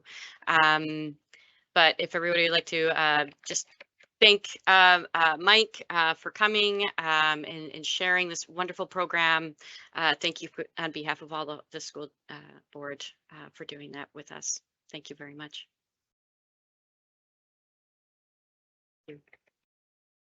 I believe we are now at agenda item 8.2, and I am going to turn this over to Laura Tate, Deputy Superintendent. Thanks. Thank you, Chair. That was super inspiring. The last hour or so was very, very inspiring. So thank you, Mike, and others, Tara and Terry. I'm so glad that they were so well received by all of you. So I'm here this evening to give you, spend a few minutes giving you an update on the second of our 2 goals of this evening. Obviously, we've just completed our environmental stewardship and sustainability goal focus area. And I'm going to give you an update on our second goal pursuits. So tonight I'm speaking on behalf of both Sean Johnston, our Executive Director of HR, and myself for this item this evening. So in pursuit of our board goal of continuous improvement in special needs, Indigenous, and overall student population, our district operational plan dictates a focus to increase leadership capacity in this regard. So to that end, one of the strategies created is to provide learning opportunities for all leaders and managers in the system. And so we are pursuing that again this year by providing the Managers Learning Series. So this should be somewhat familiar to you. I have shared with you a little bit of information about the Managers Learning Series that we conducted last year. And if you'll remember, the focus was on compassionate systems leadership. And so this year, as you know, in many other areas, the focus will be JEDI and has been JEDI. So the series is led by Sean Johnston with some support from Learning Services. And the focus on JEDI is twisted slightly. We're looking at JEDI through an HR lens, and we're looking at JEDI through even a legal lens. And so some examples of that have been and will continue to be perhaps looking at arbitration decisions and the interconnection with JEDI, or human rights and the interconnection with JEDI, or the School Act and the interconnection with JEDI. So the Managers Learning Series is exploring this topic via case studies, dialogue, leadership activities in our gatherings throughout the school year. And of course, there's more detailed information for you in your information sheet in your packages. But that's a real quick update on the Managers Learning Series for this school year. Thank you. Thank you, Laura. Fantastic. I see Tom Rokeby has Trustee Rokeby, if you'd like to ask a question, comment. Yeah, thank you, Chair. Thank you, Laura, for your presentation. This topic is very near and dear to my heart. This was a problem that I encountered when I worked in the district. I know far too many people, friends of mine, former colleagues, whose time with our district ended at the dead end search for justice. And I guess I'm happy we're finally having the conversation, but I got to tell you, it's too late for some people. As your arbitration, the review of your arbitration, I'm sure is a hypothetical example, but that's been there for many people. You know, far from getting myself too personally involved, I'm going to just say that the provincial government is also on this, because we're going to be facing the Public Interest Disclosure Act, and that's going to change the way we do business. It's not in our sector yet. It's being rolled out across all the ministries in the province. I'm very excited about it. I've been looking into it, and I think we're going to have to prepare management to work within the expectations of what PETA is going to bring. So without going into something that would involve moving into close, I think I'll leave it at that and let you know that I'm paying very close attention to this issue. Thank you. Thank you, Trustee Rokeby. See, Trustee Robinson has a question. Thank you, Madam Chair. I hope I'm audible. My internet connection has not been that great this evening. Thank you, Laura. I never thought in my wildest dreams I'd ever talk about Jedi training during my lifetime in a real comprehensive manner. Laura, my question is actually about Jedi training. Specifically, you mentioned in the sheet there, the introduction, that is forthcoming. Could you elaborate on the forthcoming, like a certain time frame or amount, something quantitative? Thanks, Laura. Yeah, you bet. So in terms of this learning series, that there are 4 sessions for this year, is that sort of what you're getting at? Yes, thank you. Yeah. Yeah, so just for this particular learning opportunities, like we are pursuing, as you are becoming familiar, Jedi from a variety of directions and perspectives. But just for this particular learning opportunity, which includes educational leaders, so principals, vice principals, learning services, and then leaders and managers from all of the other departments, we gather together 4 times per year, you know, barring cancellations or what have you. And those sessions last up to 4 hours long each time. Thank you, Laura. Yes. Thank you, Madam Chair.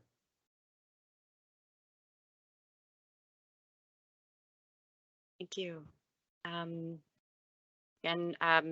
with my history in social justice and things like that, when I heard about Jedi in the past, like before I was elected, through the history of what's been building with this district, really heartened to hear this training that I think all of us, everybody across the whole population of the world could take.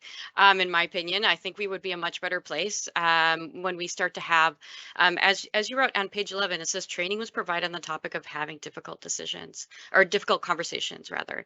And I think that's so important. And as we know, you know, we can have these conversations like on social media and things like that become overheated, and we don't really know how to navigate these difficult conversations in a respectful manner, in a way that we can all learn and grow together. And I'm jealous of your training, and I hope that we can get some as well. And I'm just really excited for this, and I'm really I'm proud of you guys for doing it and learning and growing, and we can all do that alongside you. So thank you very much for that. Thank you, Chair, and thank you for the trustees. It's heartening to me to hear and to see your passion around this topic, because I agree it's something that everyone on the planet could dig into. Is there anybody else that has any questions or comments?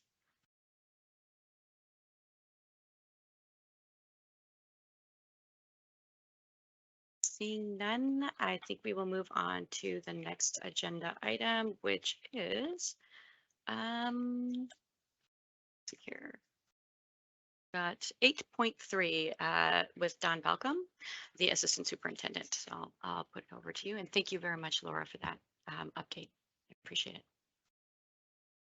Thank you, and through the chair, I'd like to provide a brief overview, speaking to the information sheet regarding our federal French grant-funded programs, and I have with me, who's also going to provide a bit more information, one of our members of our French Advisory Committee, our acting principal at École North Oyster, Kelly Payne. So I'm going to give a brief overview, and then I'm going to turn it over to Kelly, who's going to be able to speak to how some of the funding kind of impacts at the school level and what type of activities and programs get supported through those initiatives. So in the information sheet, it just provided some very high-level information.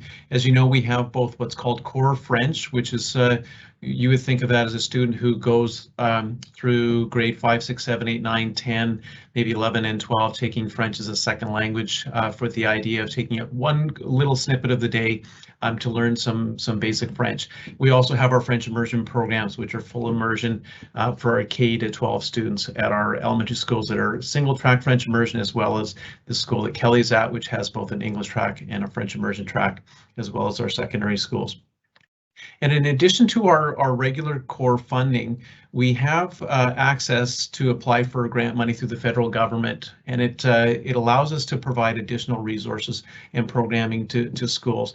There are specific areas that are within the grant. So there's an e-learning technologies grant aspect, there's learning resources component, there's core French immersion, teacher professional development, and then cultural activities. And so within those grants, they have different parameters for how much we're allowed to allocate to different resources within those. But the decisions are made collectively by the French Advisory Committee, which is myself and a Director of Instruction. We have a couple of learning coordinators, one for Core French and one for French Immersion, as well as all of our principals and vice principals who are at our schools that have French Immersion, and a representative for our schools who have Core French. And they do the allocation within those categories. So they do things like how much money should we provide to schools so that they can purchase some of those e-learning technologies, which is iPads, Chromebooks, French language apps, all of the online subscriptions, and so on. Learning resource grants, which are when you think of print and electronic resources. So when you think of a print resource that comes out in English and everyone's like, great, we should buy some for our school. The publishers in English language are able to provide it at a very reasonable price. When we want the same resource in French, often the cost is significantly more, so we use some resources to purchase French materials. The Core French grant and the French Immersion grant permit us to provide some staffing allocations, and so we provide a .2 learning coordinator for our Core French, who handles all of the Core French resources for grades 5 through 12. And then we have a coordinator who works with our French Immersion supports along with the other learning coordinator team to provide additional supports to schools. And then we have our teacher professional development grant, which allows some release time for teachers to get together and focus specifically on issues that are impacting them specifically as a teacher of French immersion. So we have an early literacy initiative program that's currently going on that has some teacher release time tied to that. And then there's all kinds of cultural activities that get supported around those districts. And so that's kind of the structure of where the money goes within that structure of the federal grant money. And I'm going to turn it over to Kelly, because Kelly has been on our committee forever, because she's been an administrator in our French immersion programs. And she's one of the people who has taken on a chairing role of this committee. So often it's responsible for working with finance on the budgeting and allocation piece. So she's got a good understanding of where the money goes and why it goes there, as well as the feedback on all the different programs that get supported and the positive outcomes from there. So I'll turn it over to Kelly, and then both of us will be available to answer questions if you have them. Okay, thank you, Mr. Balcom, and thank you, everyone. It's been a really amazing tonight learning about all the different programs in our school district, and very exciting to hear about the outdoor education pieces as well. So I'm very grateful to be here in this meeting today. So I am currently the chair of our French Advisory Committee as well as the chair of our French funding. So I get to liaise with our coordinators quite often in regards to how they support our program. And so that's probably one of the things I'll touch on first is both Isabel Lavoie and Caitlin. Oh, her last name is Caitlin Ryan. Thank you. Yeah.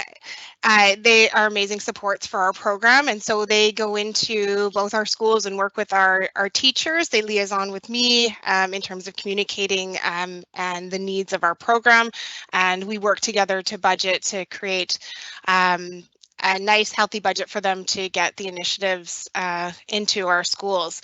So these look like a lot of cultural events for our French immersion students. Last year we had some drumming, and also Isabel provided some teachers with spoon and learning how to play the spoons last year, which also, so we learned some art, we learned about the culture, it integrated some vocabulary building as well as music, and so that was something we did last year. Coming out of COVID, we didn't get as many events as we normally would, and so one of our big initiatives this year was to really connect again as a French immersion group, and so this year we are looking at doing quite a few more initiatives. We had the circus come into all of our French immersion schools. We also had a few book tours as well to build our literature within our schools. And something that I have learned over the years is French books and literature is twice as expensive as the English counterpart. So it takes a little bit of a healthier budget in order to get our libraries and our classrooms with a nice, healthy, new set of books. So we did work with École Océane, one of our Francophone schools in our district as well, and they opened their doors to all of us a few days after school, as well as we had book tours within some of our French immersion schools as well. In February, we are all heading, or we'll have Maple Sugar Festival come to our schools as well. So that's really exciting because we haven't had that for a few years. So we're getting all of that organized right now. As a committee this year, and kind of piggybacking on what Ms. Laura Tate was discussing about the JEDI approach. So one thing as the chair of the French committee this year, something that's very passionate for me is justice, equity, diversity and inclusion, and kind of, I'd say nationally, the French immersion program is really trying to work towards a more inclusive program. And in doing so, I felt the need to look at our budget more with equity and a just lens, because not all our French immersion schools are created equal out there. And our demographics, depending on where the school is located, has a great variety. And so, for example, North Oyster, that I've moved out there and I used to be at Hammond Bay as the vice principal there, even getting the students to the city of Nanaimo costs us twice as much. So we were looking at a per pupil kind of monetary amount in previous years, and said we need to really look at this more equitably. And this school needs a bit more, because if we're going to come to said event at Pauline Hare, where it's kind of like the central school, it's going to cost us more. And so what was really exciting is North Oyster's French immersion upper intermediate students went for our community event this year, and I think it was the first time ever that they went, and because we had the budget to do so, and so that was very exciting. We've also had a lot of discussion in regards to how are we going to build capacity and the needs within our program this year with this funding, like really use it and have it as targeted support. And we had a really amazing discussion as administrators, and our director of instruction was there as well, and looking at using some of our release time that we have and having some what's the word, accountability to what that time is going to be used for now. And so that's been a really exciting part of where we're going this year in terms of our program and using our budget. Our coordinator position was a 1.0 last year. We went down to a 0.8. And what we did with that 0.2 money is we created more release days, and then we divided them not equally, but equitably between the schools because of the needs. And we dissected, what does that look like? What are the needs of each of our schools? Why do we need what we need? And I was very impressed by the conversation and where we ended at the end of the day, because I feel like we did do a really good job dividing it more equitably this year. And I'm looking forward to what that looks like and the initiatives that are going to come with that. I also am the administrative representative for the Early Literacy and French Immersion Project, which is something that's very passionate for me as well. And so I have had the opportunity to work with our Director of Instruction and our coordinator on that project this year as well. We met last year with our K1 teachers and IST over 4 full-day sessions. And what we are looking at is the research on how to better support our early French immersion readers so that we lower attrition rates and we create a more inclusive program where every child can find success. And so that has been really exciting. We've found that through the research, a translingual approach to literacy is the route that we're going. And we had some really,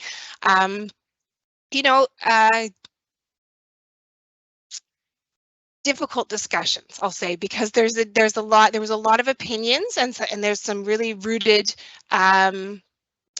ideas out there. And so, but we've already had some teachers kind of take a leap of faith and implement some of our strategies and are seeing the benefits. And and so the ball is starting to roll. And we had a meeting a few weeks ago, and it's really exciting. And we had the resource, we had the money behind it to provide the resources. We had the time, because we know when we're going to go through a change, we need the time and the money to build capacity within our staff. And so that was all there. And so it's just some really exciting things that are happening in our program this year.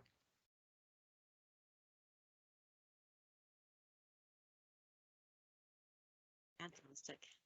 I'll save my comments for after. I know Mark, Trustee Robinson has a question. Thank you, Madam Chair. Through you to perhaps Don or Kelly. Hi, Kelly. Thank you for a wonderful presentation. I suppose my question is regarding the French Advisory Committee, so it might be directed more towards Kelly, perhaps.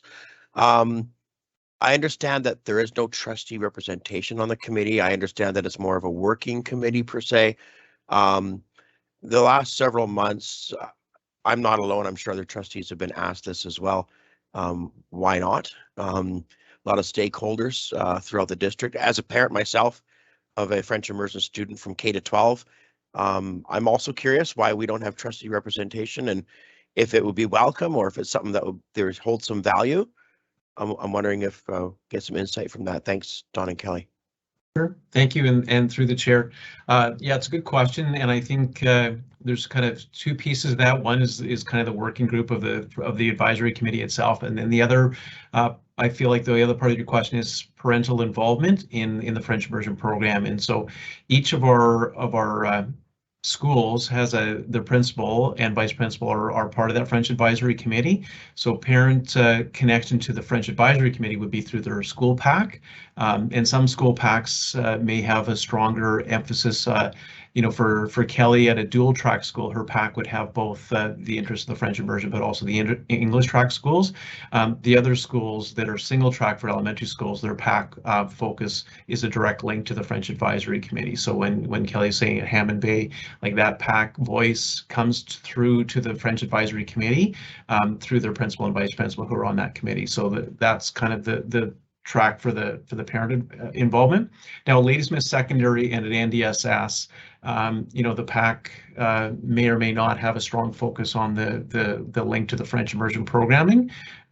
So there might be an opportunity to through the school to meet with the principal and say, hey, is there a way we could have kind of a within our PAC a little subcommittee of our own kind of focusing on the French immersion track. So I think it, you know, at NDSS there would be a large enough cohort of parents to say, hey, could we talk a little bit about French programming here as a parent group? And then that information would come back through the principal to the French Advisory Committee. And as Kelly alluded to, you know, even the French Advisory Committee kind of breaks off into a subcommittee every once in a while as well. So out of the most recent committee meeting that Kelly led, there's a meeting that's following up on next week, which is a subgroup of that, focusing specifically on assessment issues. So yeah, I don't know whether that answers your question, but I think the parent involvement is best through the PAC, and I'm not sure whether that helps with that question or if there's a piece that I didn't answer.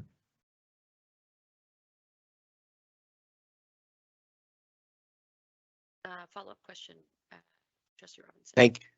Thank you, Madam Chair. Through you to Don, I'm wondering more why trustees aren't more hands-on, more involved to be able to get the information that they might help to govern a little bit better, to do better in French education. I'm just wondering why there would be no trustee on the committee, or there would not be any trustee involvement to broaden our understanding of the desires, the wants, the needs, the challenges, the struggles. That's closer to what I'm asking. Thanks, Don. Okay. And I see Secretary Treasurer Walsh, maybe he may have a better understanding on trustee involvement in committees, because there's lots of working committees in the district and I'm not sure which ones you know, have trustee involvement and which ones don't. So maybe the Secretary Treasurer has the response. Yeah, through you, Chair. So the French Advisory Committee is not a committee created by the board, so under policy 2.5.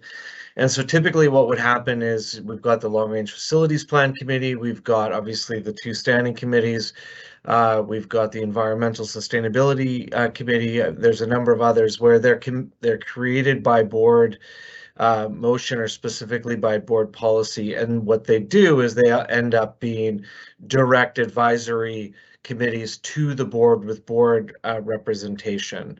And so that's and so there's a bit of a bright line that happens where, you know, we have various committees, ETAG as an example with respect to technology, which is kind of a working group. We do come and talk to the board about various things that are happening, but it's not an advisory committee directly to the board. So the board could theoretically create a French advisory committee and then it'd be chaired by a trustee and report directly to the board. But that's not the structure that we typically go by, or at least we haven't with respect to the French advisor. And we call them committees even when they're staff-based committees, and so that's I think the little bit of the confusion, and so it is really a bit more of a working group than it is a committee because it's not board directed. So I hope that's helpful in how that comes to be. And the way that the board has influence, of course, is through policy or through these reports that end up theoretically creating action at the board through these reports out from staff, but not directly the French Advisory Committee.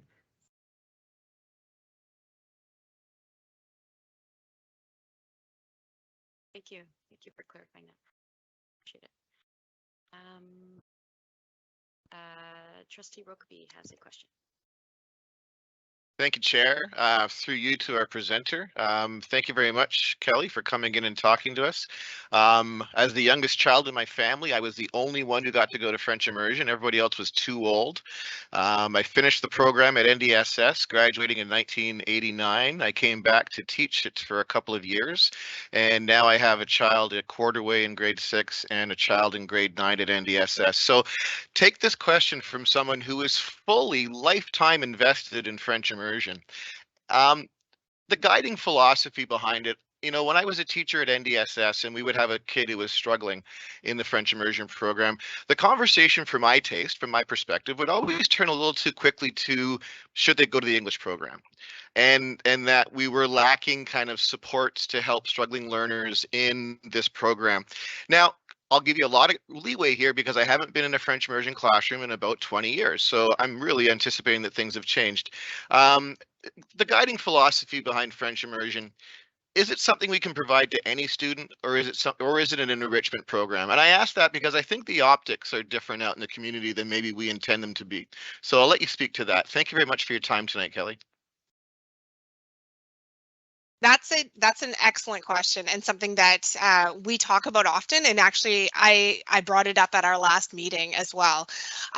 Just to give you a bit of context, to my thesis for my master's was on this as well.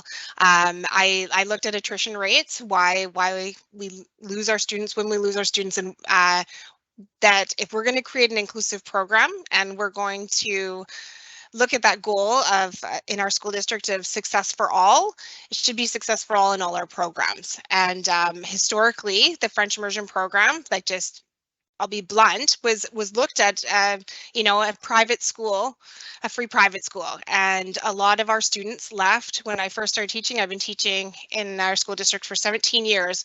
I saw a lot of students leave, and it broke my heart, because I'm passionate about our program. And so it was one reason I went into administration. So give a little background there.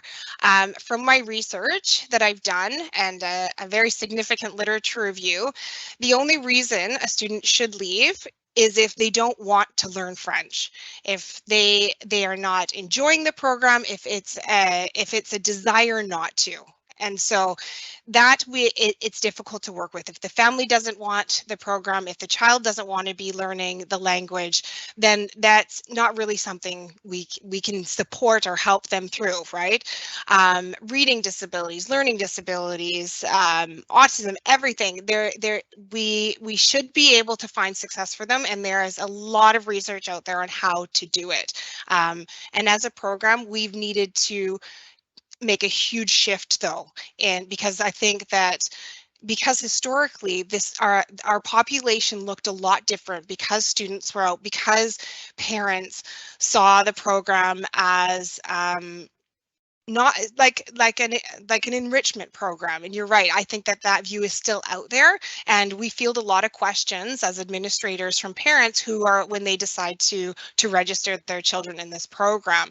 And unfortunately, I've seen and heard a lot of parents choose not to, because they're worried about their child succeeding. And so I see this as something that is definitely we need to look at, that we are talking about regularly, and is going to be an ongoing work in progress for us as administrators, as a district, to create a really inclusive program where every child can find success. And we need to build capacity in our staff to do that. We need to bring in resources, and you know, like our release days that we're using, like the French immersion literacy initiatives that are going on. These are all targeted so that we don't lose the students, so we have proper supports for them, because this translingual approach, the students who are coming in, we need to make sure that they are strong in their primary language.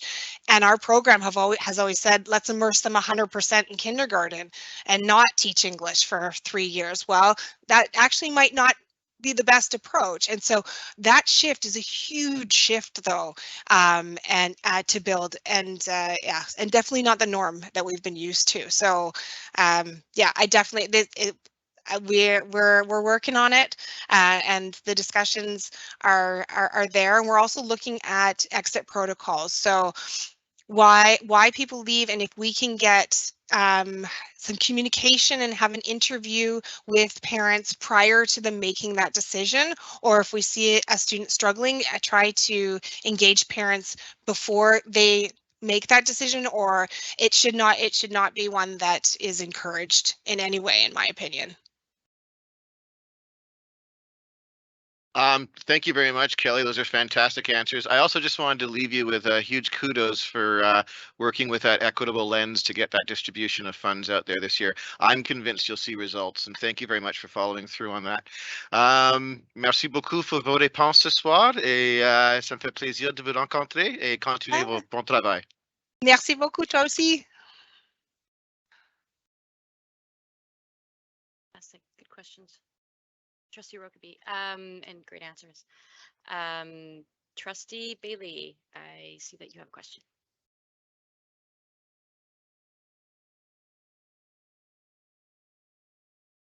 Hi, thank you very much, Kelly and Don, for the presentation. My kids went through French immersion as well, K to 7. But here was my challenge as a single parent and a teacher teaching at Dover Bay. I didn't want my son and my daughter being on a school bus for 3 hours a day. So I ended up they ended up going to Dover Bay, which was, I feel sad about it because my son particularly was really gifted with languages, and he still understands, but he doesn't have that fluent ability that he actually had acquired by the end of grade 7. So I had one question just around transportation for students going to schools, getting to our French immersion schools. And the other was just more a comment, I'm just going to say it now, is that I remember, now I'm dating myself, but when I used to mark provincial exams, I marked social studies, history 12, and socials 11s. You know, thank God we don't have those exams anymore, because I always felt so terrible for the French immersion teachers, because, and I'm also, with the new curriculum, we don't have to use a mandatory textbook anymore. We have to use counterpoints all the time. That's what the provincial exam was based on. So that was always their dilemma. They didn't have that resource to teach socials 11, and the students were actually going in to write a provincial exam.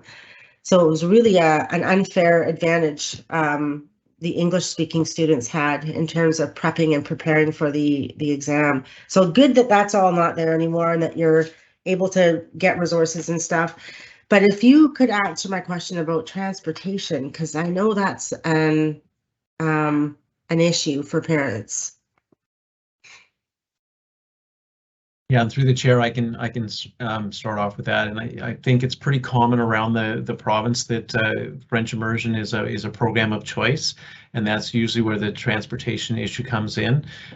So we have, in addition to our French immersion, we have academies and different programs that we don't provide transportation for, and I know other districts have wrestled with that topic as well, right? Do you bus students to programs of choice, and French immersion obviously is one that impacts a number of students in our district, but that's the challenge with the transportation.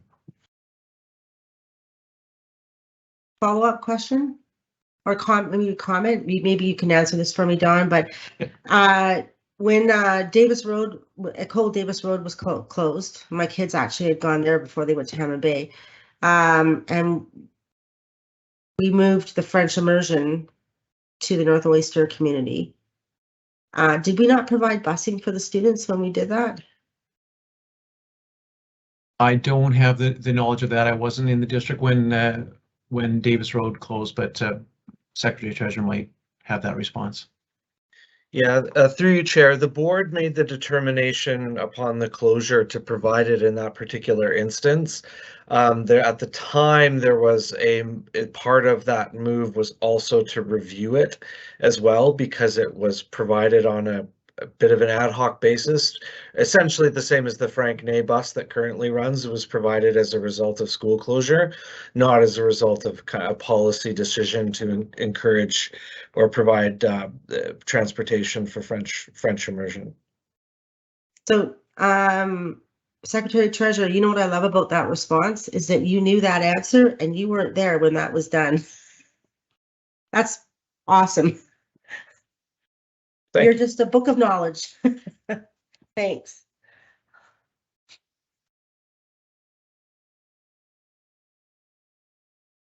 Sorry, my phone, I realized my laptop was not plugged in and it was starting to die. Wait, so, and I realized my card somewhere else. So sorry for my, all the beeping that's happening right now because it's happy now, my computer. I don't see any more questions.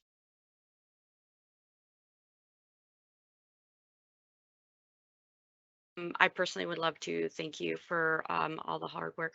I myself grew up in the Acadian Peninsula. My family is French Acadian, and this is near and dear to my heart as well. I always wanted my kids to go into full French, but my husband is very English, and that would have been very difficult. And they did start French immersion, both of them, but they both had challenges. And that's exactly what you were saying, Kelly, was that, you know, that the idea was, well, you know, we can't help. This was in a different district, by the way, just to be clear, and a long time ago, or quite a while ago, where we couldn't provide that help, that service. And there was that idea too, that, you know, we can't actually do that. It's a different language. And I'm like, but I'm French and I can support. And so it was sad in a way, but they also moved on to an amazing schools as well. So it's just circumstances, and we are lucky that we were able to move into great stuff. Actually, one of my kids moved here, and we went to an English school, and it's an amazing school. So I understanding though too that it's hard to get French staff. People who speak French to fill these roles in our schools. And I actually don't know how the funding works, and it's okay. We don't have to go through the whole thing tonight, but I do wonder, is there anything on the board side with our school district budget?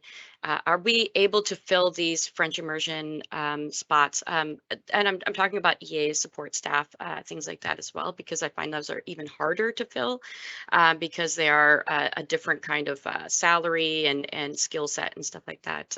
Is there anything that we can do as a district or as a board that we can do to help, or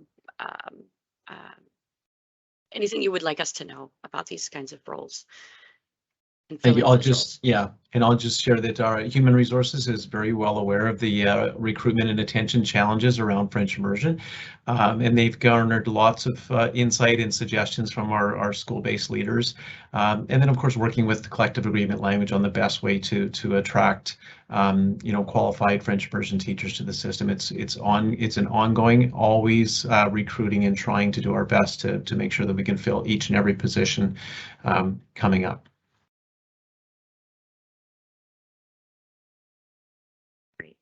Merci beaucoup pour tout ton travail. Je suis vraiment fière de vous. Oh, merci. Toi aussi. Oh, and also we need an invite to the sirop d'érable, just so you know. Okay. I might sneak in for some. It's been a long for some time. tiers, right? Oh, I love it. Oh, yeah. My goodness. Yeah. In high school, we went on a field trip for that, and it was all you could eat. And then we came home, and it was all on the really big hills in the bus. And, no.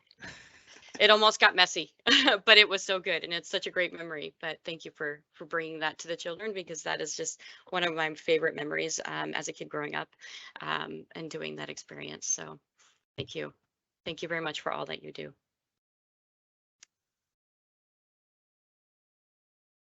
Fantastic.